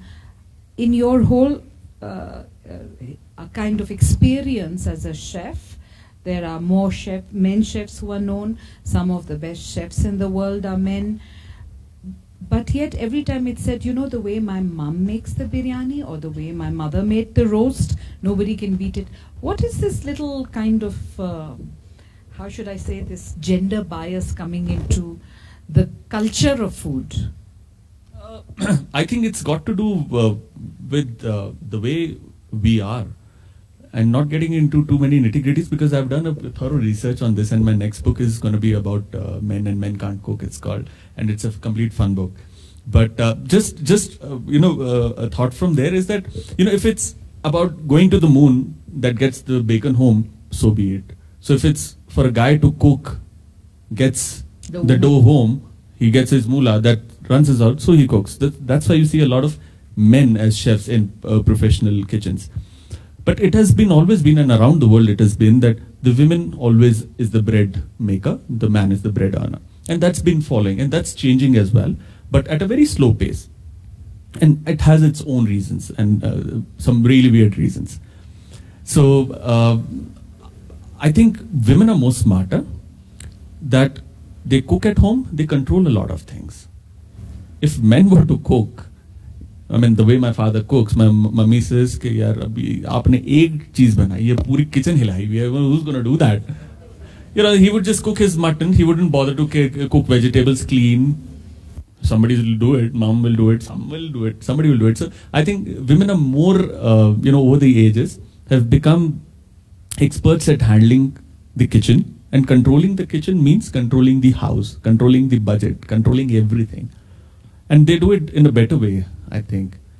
And I see a lot of change, because I get a lot of requests on Facebook, social media. I'm very active on social media. So I get a lot of requests from men that today is my wife's birthday, I want to bake her a cake. And I don't know anything about cooking, send me a recipe. So I'm the guy to the rescue most of the time. So I see that changing. Hopefully it'll take another generation or so when men realize that, it's important to cook, it's fun to cook. Maybe they're missing out on the fun part. Why so many women, a lot of women hate cooking, but a lot of women love cooking. You take kitchen away from them, they get very irritated. No, no, no, no, no, no, you go out, you cooked a one dish, get out, now it's mine. Go work, let me work. So they find their peace in kitchen, which men completely don't relate to. And it's just about time that they will realize, they're missing a lot by not cooking. Okay, thank you very much. I'd like to, yes, I'll open it to the house and maybe. I think he's so relieved that it's over. Kunal, I think you said a lot of very profound things. And I don't know why today people believe that putting a child in the kitchen is hard labor. My mother threw me into the kitchen when I was 7 and said, jolly well, learn to make chapatis. I didn't learn. That's another matter. I make geographical maps. But I learned to cook when I was 10. And I taught my son to cook when he was 10. He can manage for himself. It's empowerment. And my granddaughter looks at chef and she makes little things. I've got pictures of things she has created with biscuits and whatnot. And she goes into the kitchen and we're all watching. She's careful. So I think this is something that needs to change. And what you said was really profound, and I'm happy that you are propagating that children should go into the kitchen. If I wasn't in my kitchen as a kid, I would have been confused because I was bad with mathematics. I never wanted to become a banker. What would I do? I didn't know. Thank God I was in kitchen. And my father pushed me there, by the way. Absolutely. It was very interesting. You were only son, 5 sisters. I'm the only daughter with 3 brothers. I never cooked before I married, so I love cooking now. And my husband is a very good cook, so we compete against each other. But my question is, I know some of my friends, girlfriends, were made to cook while they were, teenagers. Mother would go off and they would cook, and they hate going into the kitchen. Now, what can be done to make them, now they're married and, they have children gone away, and the empty nest, what can we do to make them enjoy your recipes, go back into the kitchen? I think there could be a lot of romance in the kitchen for sure, but apart from that, we always build up a kitchen, and this is my experience of looking at a lot of home kitchens. Our home kitchens is a typical place where we don't want to spend money. The color of the wall, from the kind of stands that we have, the kind of utensils that we have. Look at the contrast. Your drawing room is the most beautiful place. The color of the curtains, the kind of sofas, the kind of accessories, everything that you build in your bedroom, in your drawing room, even on the entrance, the main door, is always shiny and completely interesting, something that'll catch the eye. The kitchen is always dull and dark. I think just change your kitchen. When I say change your kitchen, make it as if it was your living room. Make it interesting. Put in some colors. Make some space. When I start cooking in my kitchen, I have my iPod dock. I have my beer or wine chiller. I have my own sets of music for cooking. I listen to that. I have 2 bar stools. So some of the, let's say a friend or a relative is coming on a Sunday and I'm planning to cook. I make him sit there. We sit and cook. Long bar stools. I make kitchen a very interesting, very interactive place. So people come and see my kitchen. Hey, teri kitchen badi achhi yaar. Ye changi main bhi ye karanga. I'll also do this. They do nothing. That's a separate thing because they hold on to their old gandi si kitchen with toota hua handle, and they are happy doing it with that gandi si channi se they're filtering that chai. So I'm saying that consider your kitchen as your living room, as if you were to sleep there. Will it stink? Or will the bathrooms, every place you have these nice scents. Har 5 minute baad they do puss, and there is a vanilla, there is a lavender. Why not in kitchen? Yeah, well, let's do that. Let's make it more interactive. Let that kitchen beck and call you. Come, let's cook. And it becomes interesting. Then you have everyone entering in the kitchen. And I understand the kitchen's a small place, but our bedrooms and drawing rooms are also not big everywhere. It's just in proportion. Thank you very much, Kunal. I think that's a lovely, I think, I'm sorry I have to be ruthless about time because we can't take hog time from the next show. But I'm sure Kunal will be happy to answer your question outside. Okay.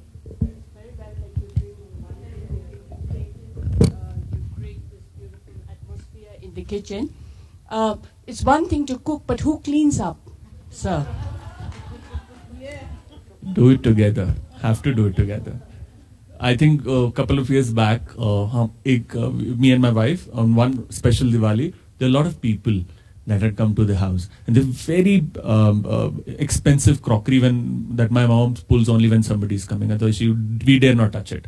That's how she is. So, mom and dad were very tired. They went off to sleep. Me and my wife, we saw the kitchen, and we're like, shit, we're tired. Like by the morning, it'll be like messy, it'll be stinky. Chal, theek hai yaar. She said, okay, I'll scrub it, and then you just rinse it out of water and start stacking. We did it in 20-25 minutes. Took good half an hour to clean the kitchen because it was very messy. But at the end of the day, when we went back into our rooms and lie down, we were very satisfied and happy for some reason. I don't know what it was. But we later on said, yaar, hum to apne ghar ke mai aur wo ban gaye, Ramu Kaka. But we liked it, yeah. It was fun. So the moment you make it as a monster, it becomes a monster.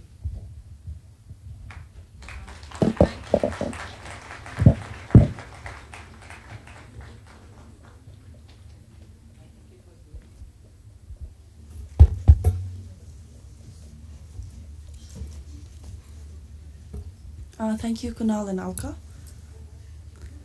The next session, Living on the Edge, is well about living on the edge, those people who inhabit spaces outside mainstream society. Marie Thesberg will talk about the lives of nuns. Pasang Pasutsiring will discuss the alternative lifestyles in contemporary society. Dr. Francois will speak of her experiences working with Bhutan's remote communities, and Ampek will be moderating the session. Let me very quickly give you an introduction of the speakers. Marie Thesberg is a Danish journalist and photographer who teaches journalism in Denmark. She has published 4 books on Bhutan, Women of Bhutan, Nuns in Bhutan being her debut book. Her book, My Way of Life, Stories of Children of Bhutan, tells the story of Bhutanese culture in time of transition. Pasang Pasutsiring is a writer and a blogger. His blog, Pasu Diary, gets up around 1,000 hits a day. It went viral after he wrote an open letter to a Singaporean minister, countering the minister's criticism of Bhutan. Dr. Francois is a cultural anthropologist, director of research at the CNRS, National Center for Scientific Research in France. And she was the co-editor and co-author of Bhutan, Mountain Fortress of the Gods, and Bhutan Tradition and Change. And we all know Ampek, who is the founder director of the Bhutan Center for Media and Democracy. May I invite all the speakers? Thank you.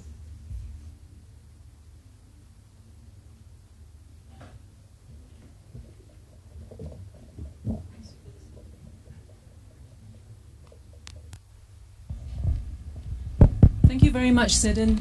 And again, at 4-ish in the afternoon, sitting in this room, you'll be pleased to know that for the next 40 minutes or so, we're going to be traveling out of Taj Hotel in Thimphu, visiting some of these communities on the edge, as we say. I was thinking about the topic, living on the edge, and we had a hurried meeting. What can we say about living on the edge? And I was trying to join the dots, because this morning we heard a session on pilgrimages. Where are the pilgrimage sites in Bhutan? What do you do when you go on pilgrimage? And then before lunch, there was a session called Sound of Silence, where a traveler, Gavin, actually talked about how he actually went to very, very remote countries in search of these communities that live out of the map, right? So here in Bhutan, I think Pavan Varma also mentioned something about the Indian middle class, sort of reading the same books, watching same TV, etc., and have an idea of a community. I think in Bhutan, although we have media, our media tend to be very much focused on stories coming from Thimphu, on our political elites, right? And very rarely do they have an opportunity to go out to some of these places that my 3 friends here have been to.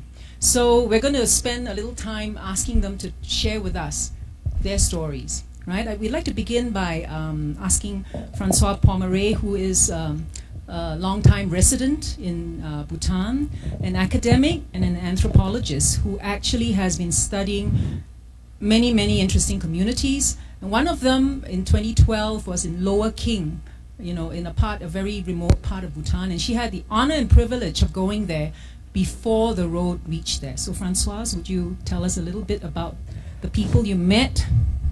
Yes, thank you, Peg, for Yes, the people of Nala Trong, which is in Lower Kiang, are really on the edge.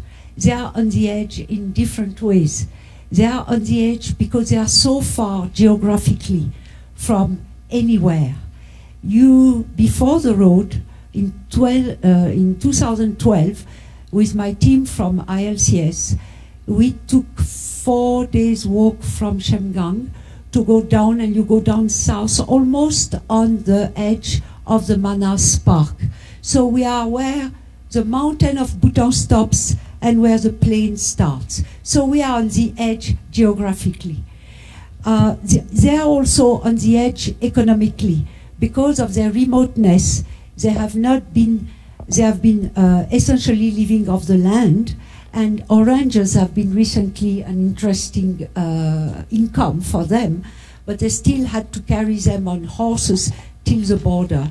So it's economically a little bit challenge, and their main staple diet is maize. Of course, now everybody goes for rice, but traditionally it was millet and maize.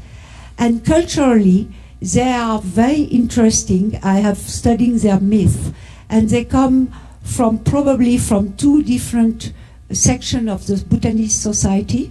One would be a migration from Bumtang, because they speak Kengpa at a very, very long time ago, and another part would come from southeast Bhutan, the region of Pemagatsel. So they are extremely interesting, welcoming, but they are really out on the edge. When we went, there was no electricity, there was no road. The phone was there, but you had to find a place to charge it, which is also challenging. And so that's really some people who are different from the way of life here.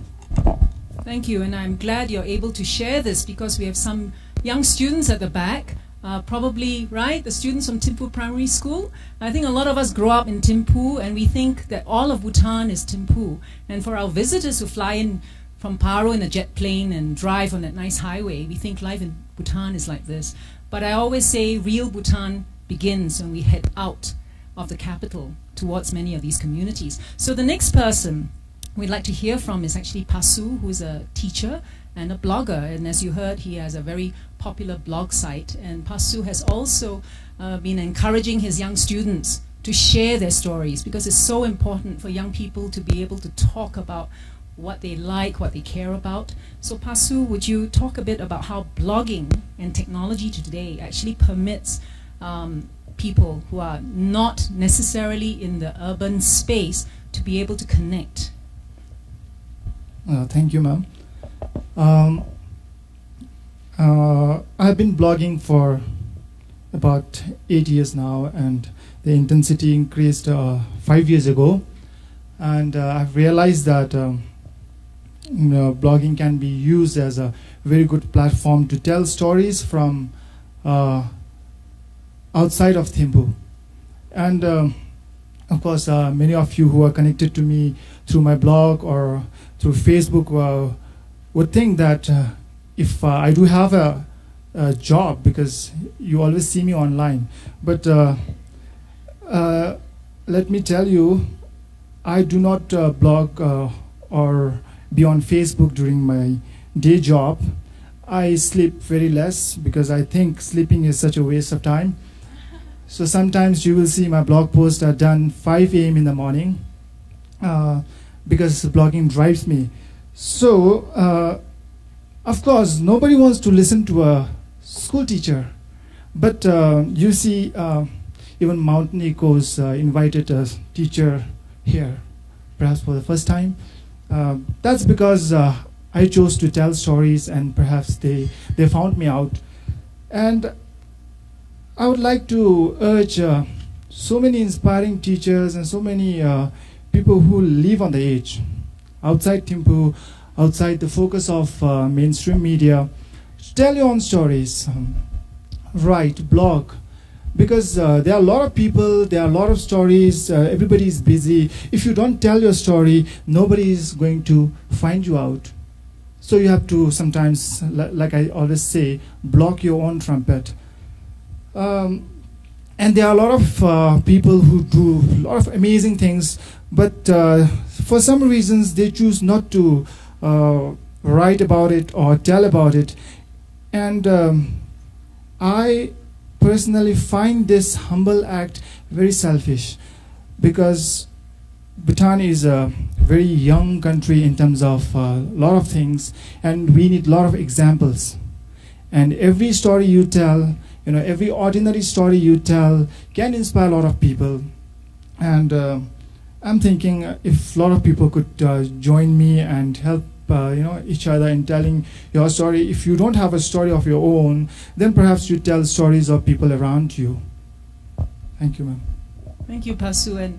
And when we were chatting, we actually realized that all the teachers in Bhutan, the minute they graduate, their first posting is to the edge. They have to spend 3 years in a rural posting. So they have a very good insight into what it means to be living on the edge. And many of their stories are rarely told. Because again, it's like, well, it's part of my life, is it important enough to share, right? So we move on. Don't worry, we're going to have 3 of them speak, and then they'll comment, and then we'll have time for Q&A. Our third speaker is Marie, who worked in Bhutan many years ago, and in the course of her stay here, she also encountered a very different community, the community of nuns, and she actually wrote about them. So, Marie? Yeah, and living on the edge, I would say, is because of the religious society. So it was very interesting for me as a Danish European citizen, because I think we had, at least in Denmark, we lost a lot of these religious societies. So when I came to Bhutan and met the nuns, it was really mind-blowing to me. And I feel my statement must be that we need more nuns and monks, or at least the ideas which they built their small societies upon. So maybe I could say that I found out that, we are all living on the edge somehow, but maybe this was a mentally experience of living on the edge to me.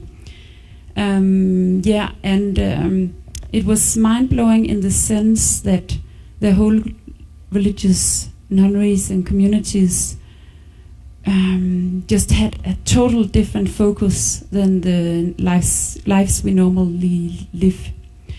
And so usually I have 1.5 hours, right, to tell about my experiences. So I think I had such a great experience with these different nunneries here in Bhutan, and I thought I wanted to do a book about it. And there was so little research on these nunneries, so it ended up as a photo book with text inside and small portraits of the nuns, who were just wonderful, kind women who dedicated their lives to search for enlightenment, you might say. Yeah. Then there were some photos also from another book I did about, it's called My Way of Life, stories from children in Bhutan, and it's mostly rural stories as well, but it actually covers all the districts in Bhutan. And that was to give a voice to all these different children. And it was, some of the poems in there are just so amazing, and some of the photography as well, because I think many of them might not have done that many photos before. So I had to choose among 5,000 stories, pictures, and around 300 stories, I think, to do the editing of that book. But it shows like a lot of the qualities I feel there are in Bhutan, a lot of the values, which has been amazing for me to experience, because I love my own country, but here I have just seen a lot of different ways to live. Is that enough? Or? Well, I thought maybe then if there's anything you'd like to comment on each other's visits to these places or encounters with a different community. Any questions for one another or comments? If not, Françoise? Yes. In fact, it's a comment on Pasu also. He says teachers are not usually invited and are not interesting.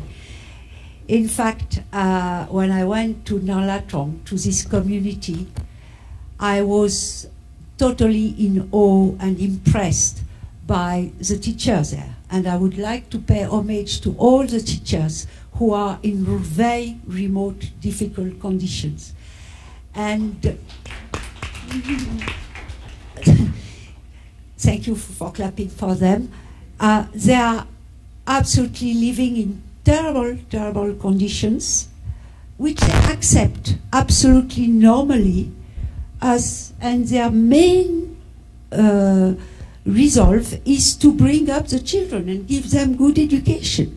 And I've seen teachers in this remote area, and I know Pasu has been teaching in a remote area before, that they will do their class, then they will do half an hour of mindfulness, sitting with the children, and then only they will go home, knowing that their home is on foot 1.5 hours in the forest, walking in the forest.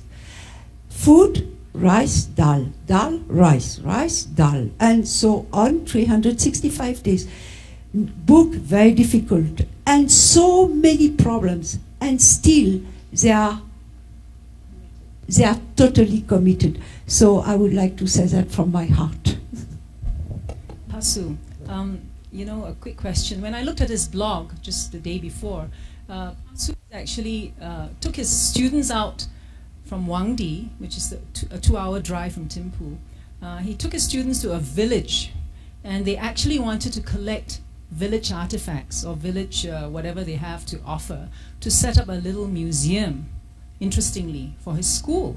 Now, I'm just wondering, I mean, are our students today so far removed from rural life that you have to create a museum in a school in Wangdi to understand village life? I mean, what prompted you to do this, and how did the children react? Thank you. It started with the feedback from a suggestion from a teacher friend. In the first meeting, he was indicating that we need some, because a lot of Buddhist artifacts and name of Buddhist artifact come in our textbooks, and they are just in the form of picture. Why don't we collect some teaching aid sort of artifact from the villages? Then over time, I said, let me start a club and, in fact, work on a, bigger project than that and create a museum. And in that, not only students, my first collection was about 18 artifacts, and I put it on my blog for people to try and name those things and write their purposes. And nobody could answer 100% on perhaps how many readers, I don't know, but that's the fact. And the second visit, when I took all my students to a village just above my school, known as Matalungchu, I found out that all these artifacts we were after were not in their homes. It was like discarded in their basement or somewhere outside, almost falling apart, which means these things have no more purpose in this real everyday life now, because everything is replaced by modern items, even in the rural villages. So I'm thinking in few years down the line, everything will be a history, and even if you take your children to village to see them, you will not find them. So at this right time, I'm collecting some things around my school and keep it in a museum and save it for people to see. Thank you. Actually, that's so interesting, because we always ask ourselves in Bhutan, do we really need museums? Because we just have to drive out 20 minutes or walk out there and we can see it all. So we always assumed that museums are meant for visitors, without realizing that at some point, maybe the urban-rural divide is growing so quickly that we might lose touch with our own rural roots far more quickly than we think. But we come back to this idea of remote communities. I know that in Bhutan today, one of the biggest requests for every newly elected politician is a request for a road. We want a road, a feeder road, you know. And some of the MPs, in fact, one of the directors of my board was saying, when he used to visit the communities, he said he found that though, you know, the further they were away from the road, the more relaxed they were, the less stressed, they had more time, they could, you know, and they were always asking him to bring them a road. I'm just wondering what your reaction is like, maybe Marie and then Francoise, on, you know, when you get out there to areas, right? Most of these people that you've met, including the students, are way out there. You know, your comment. Okay. Thank you, Mary. It's different. You have to look at it from two angles. Yes, in the village they are more relaxed. They drink much more too. And I don't pretend that life in the village is all rosy at all. In fact, that's why if you go out with another eye, you will think, oh, it's so wonderful, they are so relaxed and living in peace and living in harmony with nature. I mean, okay.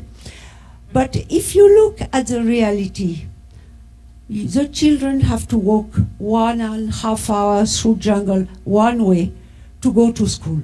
They are a danger of wild animals. The women die in childbirth because there is no road to take them to the hospital. They cannot export their own produce because there is no road.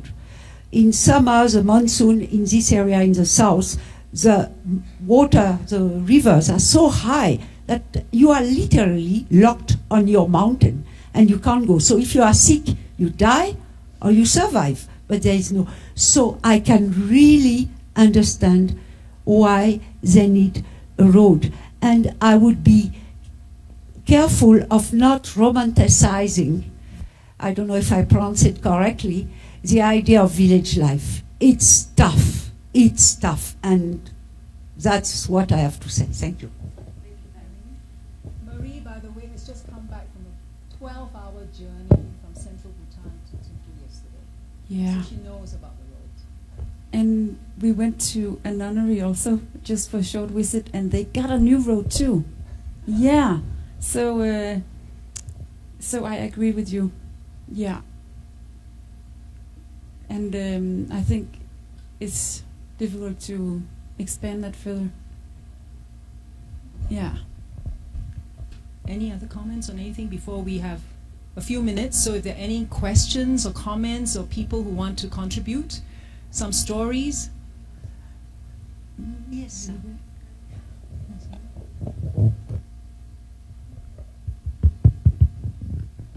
Thank you. Thank you. You know, when she spoke about the difficulties in the Keng area, it reminded me of my own life as a student. And to give encouragement to our young youths here from the schools, I would like to say that I ran away from home to go to school. It's 1966. You talked about difficulties. The school was too far from the house to go to the school. So things were very difficult those days. Things are bettered off now.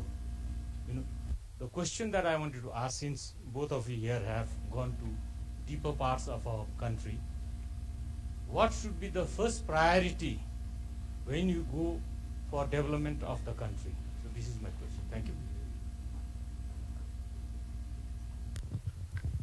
Well, soon you are going to make me feel like a politician. So I'm not sure I know how to answer your question, but what I would do before starting development is to have a study on what the people want first and what are their resources. Because it's no need to start a dairy if you have no milk or not enough cow. It's going to fail. So I think it has to go with the people's will and not what it has to start from the grassroots and from this the remote community. Sometime in the town, people say, oh, they are uneducated, they are from remote area. They are very educated, shrewd, not the same time, but I am very educated, but you leave me in the forest, I'll die in 2 hours. But these people, they'll survive for 2 weeks eating because they know which is a poisonous plant, which is not the poisonous plants. They know how to make the to boil the water, and they know all these things. Maybe I'm so-called educated, but compared to them, I'm not educated. And so I think we should really take into consideration what the people want at the grassroots level. Sorry if I didn't understand exactly, but that's what I feel. I wish to make a distinction here. As the needs of the village, roads, networking, everything is necessary for their survival. But you know, nunnery, the objective of a nunnery is different. They make a choice of seclusion. You know, all saints and monks, even from the ages, through the ages, they have sought their abode, mountaintops, peaks, away from the material world and all the taint and corruption or whatever comes with it. So if you are having more and more roads to these nunneries, is that objective lost of choice of seclusion away from the world and its stress? They still have their retreat huts, right? So they can still seclude themselves. So I think in many ways it's beneficial for the society to bring in the roads. In many ways, yeah, for the development of welfare, transportation, a fast road to the healthcare station, I mean, in many ways. And of course, yeah, the religious institution has another aim, but it's still nice to go to a doctor if you're sick. It's still nice to get some food easily transported up, stuff like that. And I think, but yeah, I think you also say it indirectly here, that there are many qualities in being secluded from the rest. You can kind of do other things there. So there are some values who are also lost when we modernize things. And that's, for me, has been the eye-opener coming here, I think, because I feel like we lost some values on our fast road to modernization in my country. And so here I have like a mirror I can reflect upon, seeing another country doing things another way. It's kind of a mirror for me, right? To look at my own country. And yeah, I think definitely there was some values lost on the way, which has to do with people all want to move into the cities, have all the luxuries of that, but then on the way something was lost. So that's why I think it's nice that there are still places where you can go in retreats. And I think we are all realizing that in the modern society too, that we need that. Lube, I think you put up your hand, is it? Yes. Mine is just a comment to Lube Passa. I think he's doing a great job. Sorry, I forget this. I think our societies are evolving and changing very fast. Lifestyles are changing. I think the collection of artifacts.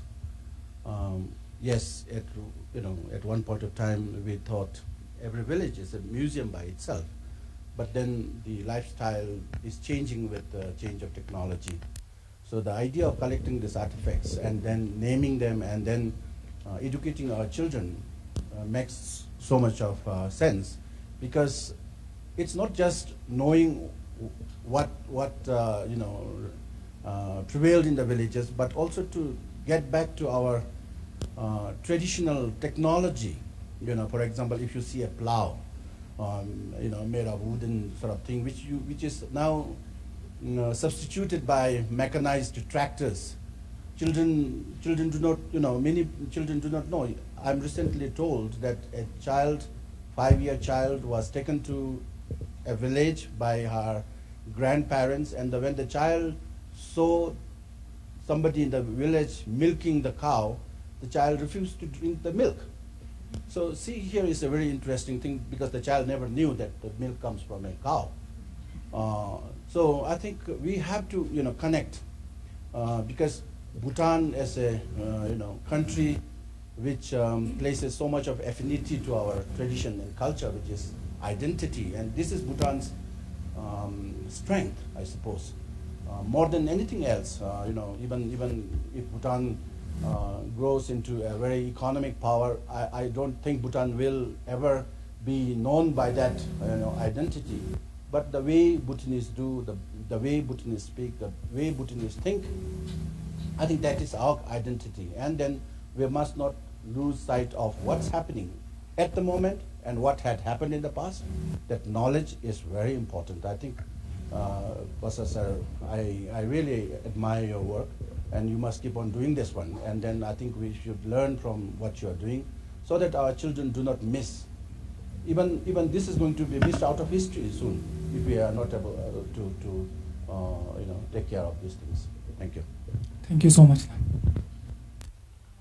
In fact, I would like to comment on what Lopen Lunten just said.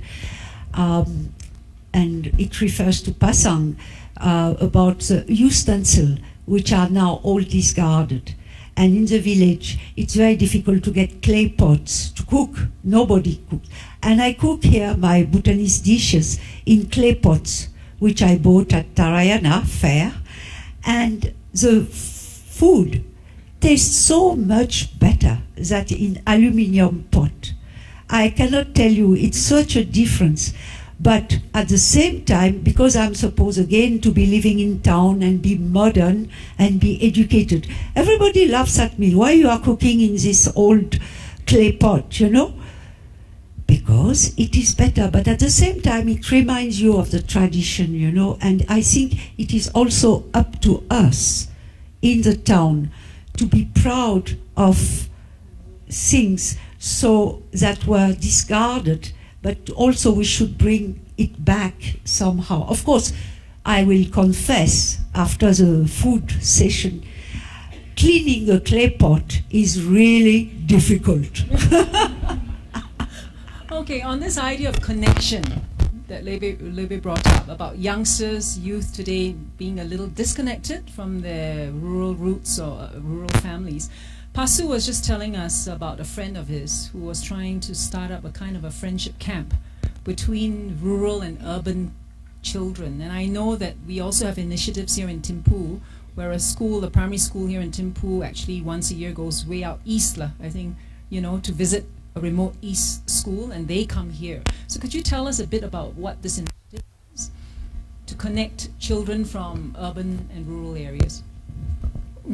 It's a story about a young teacher, a very inspiring teacher. Of course, he also chose to tell his story. That's why everybody knows him. He and his wife, late wife, started this camp, not camp actually, initiative where his children, they're in Taganala, the remote school in Tagana. From there, they will write letters to a school in Thimphu. I don't know if it is Thimphu Primary School. They write to children in Thimphu Primary School, and from here, Thimphu Primary School students will write back, and they establish friendship. And this winter will be their first camp, or I'm not quite sure. This urban kids will go to Tagana and camp there. And Tenzin Doji is a very inspiring storyteller, and because of his storytelling, he has gained a lot of support from people across the country and from abroad also. And even he hired me as a photographer, and I'm also joining the camp, and I'm hoping that with this success of his camp, there will be many like this, where, you know, urban kids are given the chance to visit a rural area and live there for some time. Of course, rural students coming to town will be obvious after a few years. Everybody comes out. So it should be this way, from urban to remote areas. Okay, maybe I can turn to Marie. I mean, you compiled this book, My Way of Life, where she had 5,000 photos taken by children in Bhutan, and you read all their stories. Can you give us an impression of the type of stories that come from rural youth and children? What do they talk about? What are their aspirations? Yeah. What is life like? Yeah. Actually, they were giving some tasks so that,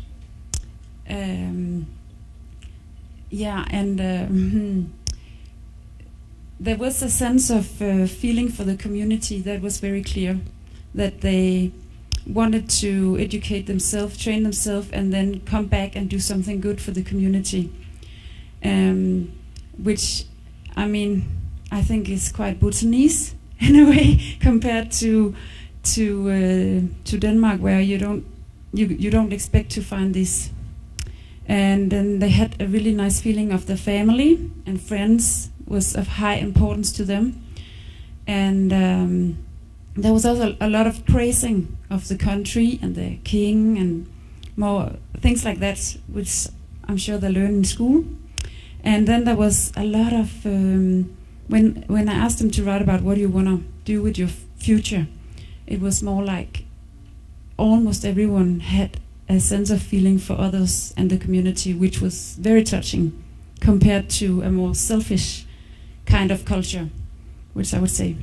I always do compare this, but mind me, that's because of my background, right? So, yeah, but so that was, there's some really touching poems and stories there. Yeah. So please check it out. And yeah, and I think that is the main thing. There's a strong sense of community in these stories I read. Maybe one last one here. We have only 3 minutes, I think. Yes? Yeah, thank you for a very interesting panel. The edge depends on, I think, your viewpoint. Where are you looking from? And I'm just wondering, for people who are looking from the village into Thimphu, aren't the people here living on the edge? Yes, that's very, very true. But maybe that's how we describe our press in some ways, because we are all stuck in Thimphu to an extent, not having enough reporters. So, you know, for us, this is the center of our world. But we also forget that the world in Bhutan consists of 20 districts, 205 blocks, and we actually have communities that are losing their languages. This is why, you know, institutions like Reminiscing are trying to map certain cultures and map their languages before it disappears. So maybe one final last words from our 3 speakers quickly before we wrap. Pasa? The person who asked the question right now is Boz. I think now he's leaving Bhutan, but for the last many years he runs a blog called Thimphu Tech, and it was in fact more than a telecom website. You know, he would answer everybody's question, and everybody would visit his blog to get all the answers about mobile phone, telecom network, 3G network. So we will miss you a lot. Thanks for being here, and thanks for telling your stories. Yes. Yes, I can only second Pasu in my admiration for Galit and Boaz, who are leaving us, unfortunately. But to go back to your question, which is the edge. In fact, I like this title because when I was in Nalatong, after walking and suffering a lot, I think it's the lowest altitude, but the hardest trek I've ever done in my life. And because it's like this. And you are on the top of the mountain, and you are really on the edge. You are looking at India down there, Manas, and then India. So I really felt on the edge, and not in Thimphu. I don't feel on the edge. Okay, so what I learned from the nuns were that we kind of all are living on the edge, because we know we have to die. So, finish. Impermanence. Okay, so also it's a very quick story that I share. I think for many years, no one visited Doroka, which is another place way out. And in 2000, a few years ago anyway, we were interviewing the Gup. And we asked him what was the most striking moment for him. And he said when Her Majesty visited them and their village was mentioned in the local radio, he said they were so excited. They talked about it for months. And he said, we felt for once that we were part of Bhutan. So this is about the edge and the periphery. But whatever it is, I think it's stories that connect us all and keep us in touch with a certain reality. So thank you very much to our speakers, and thank you to all of you. Thank you very much.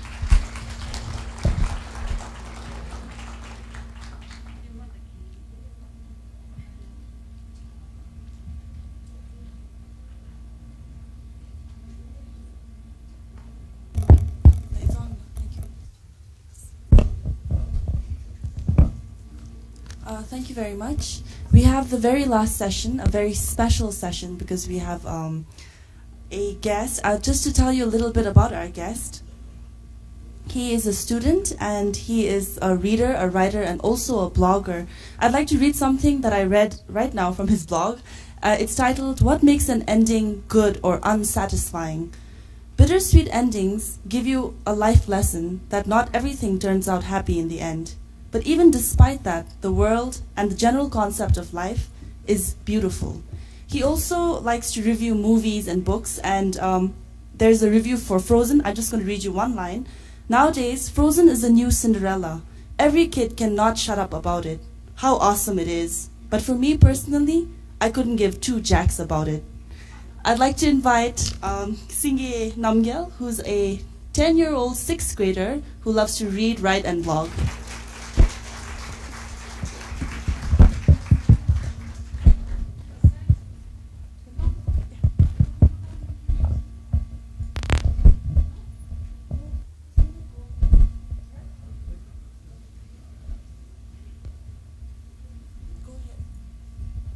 It's all yours. You can go ahead. If anyone would like to ask him questions after his introduction, you can go ahead as well. So, it's on. Good morning. My name is... Good evening. Good evening. Good evening to you all. My name is Singye Namgyal. I am 11 years old in class 6A of Thimphu Primary School. I am very excited to be here in Mountain Echoes, as it is a pleasure to see all these people coming together and sharing their cultures and various thoughts.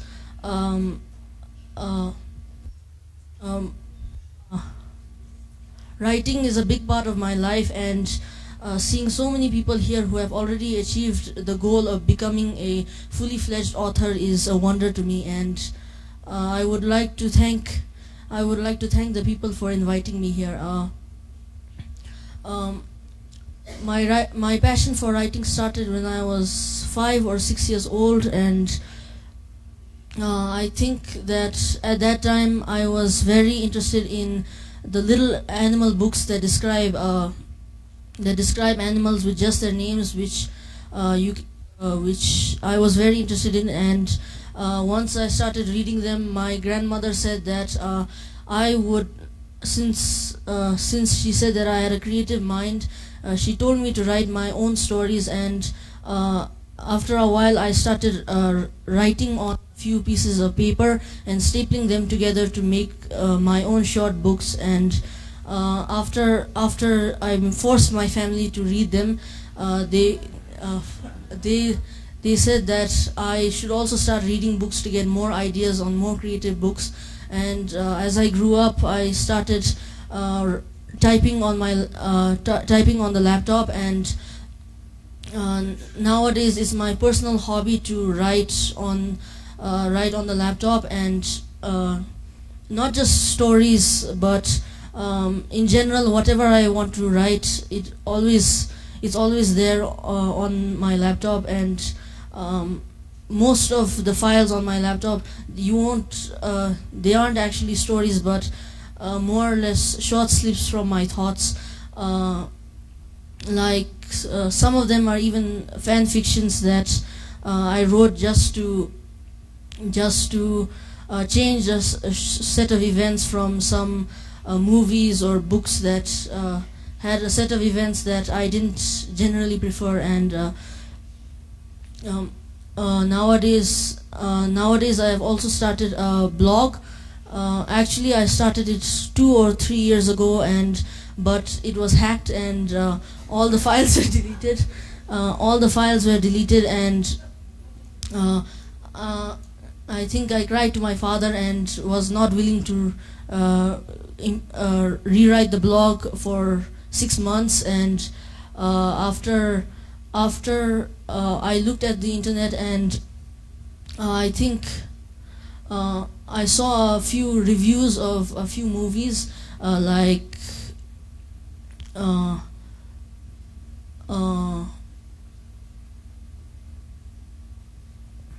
a few movies, and I think that I was inspired to write my own thoughts on a few things that I liked, and I just randomly wrote a few files based on some things that I liked and wrote about why I liked them, and then I showed it to my father, and my father said that I should put it up on my blog.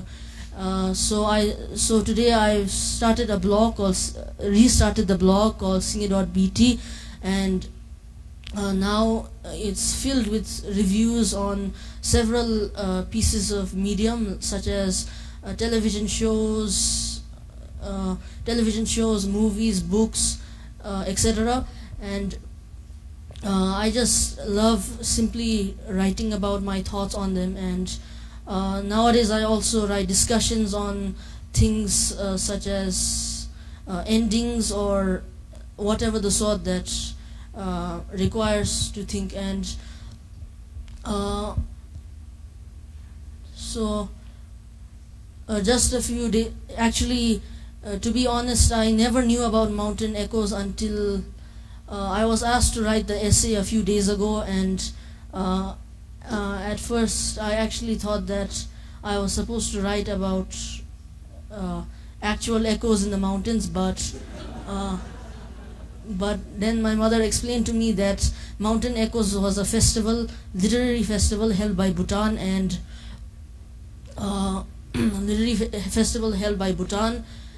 which gave me a sudden shock, because I usually I come to these sorts of festivals, and I never knew about Mountain Echoes until a few days ago. So now that I'm here, I'm very happy and proud to have been here, and it was an amazing experience seeing all these people and being able to just stay here with my friends. And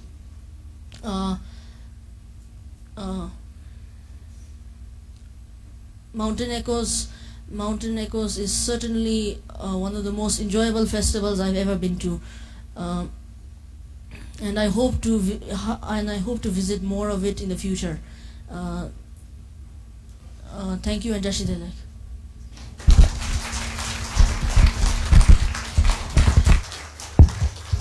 Would anybody like to ask any questions? 2-3 questions. Anything? Yes, please. Mr. Walkley.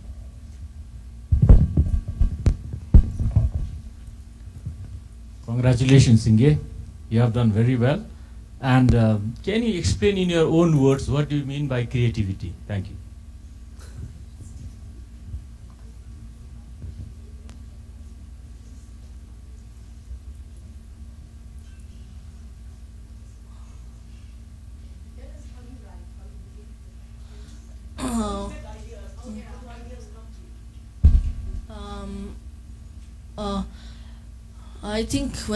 I think that just imagining writing, I have a much bigger passion towards writing than reading, and it's because I had a passion for writing that I became very interested in books.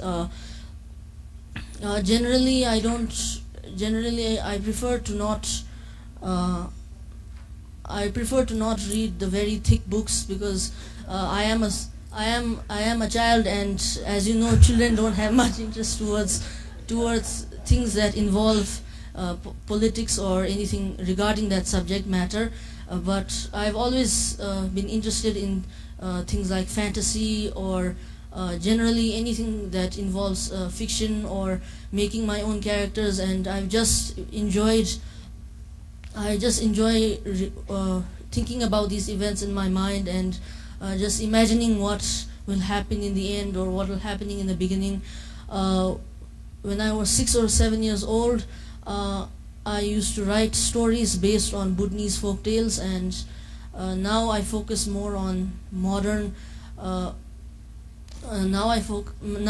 my writing works are more based on my thoughts, or somewhat more improved versions of my fantasy books. We have another question in the audience. I am absolutely delighted to listen to you. I have grandchildren. Sorry, I have grandchildren, and I hope that at your age, they will be able to say what you have said. I have just one suggestion. The land of the Thunder Dragon has so many myths and so many stories that beat Harry Potter. Try and write a Harry Potter for Bhutan.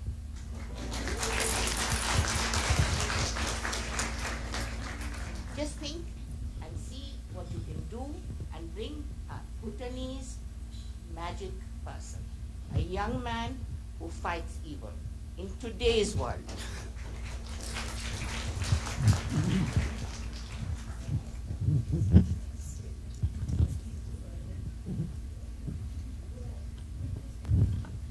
I'm curious to hear who are your readers and what do your friends say about after they read some of your writings?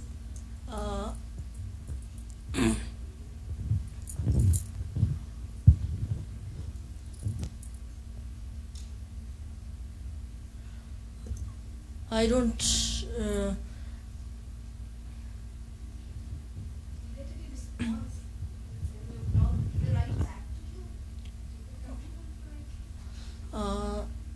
Yes, I believe there are a few commenters on my blog, but mostly I just love it to invest my opinion, and actually almost none of my writing works have been shown to anyone because they're, like I said before, they are just random thoughts from my mind, and I don't think they are good for actual reading. So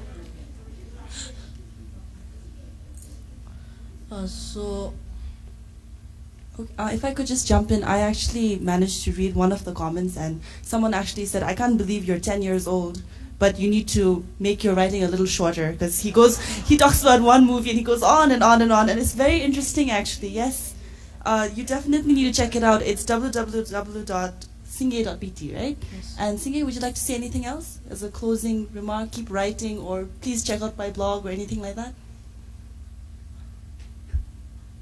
Any last words? I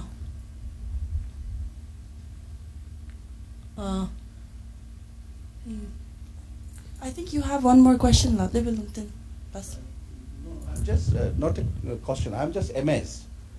This, unbelievable. Especially, I mean, this may not be the case in India, where you have, generations of educated society. But in Bhutan, it's our second generation, or even first generation. And I'm just speechless. I really admire. And then I think there are a lot of students here from different schools, and this is a source of inspiration. Read, and we have to read. Even to become, somebody in life, I think reading is the starting point. I admire people who read, because I read a lot. And I think you should be, inspiring people here. Our Bhutanese are not usually so much into reading. And when I heard your name, and then when I saw you talking to us, I recollect a king of Ladakh, whose name was Singye Namgyal, and he was a contemporary of Shabdrung Ngawang Namgyal, 17th century. I'm just beginning to wonder, aren't you an incarnation of... Thank you.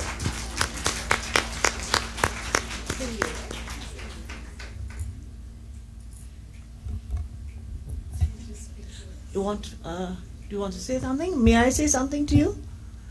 Singye, I'm one of the two directors of this festival, and we do literature festivals around the world. And we are proud and honored to have you with us, because you've actually made us all think. And it is said once that to become truly mature is to regain the sense of earnestness of a child at play. And that is what creativity is. You've really taught all of us in the audience a lot. and I hope you and your friends learn from our festival. We, all of us, proudly appoint you our unofficial book ambassador for next year.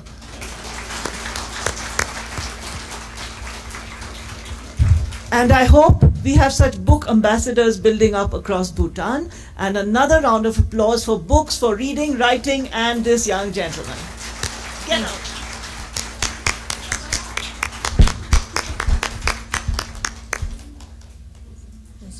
Thank you. Thank you, Singe. Thank you.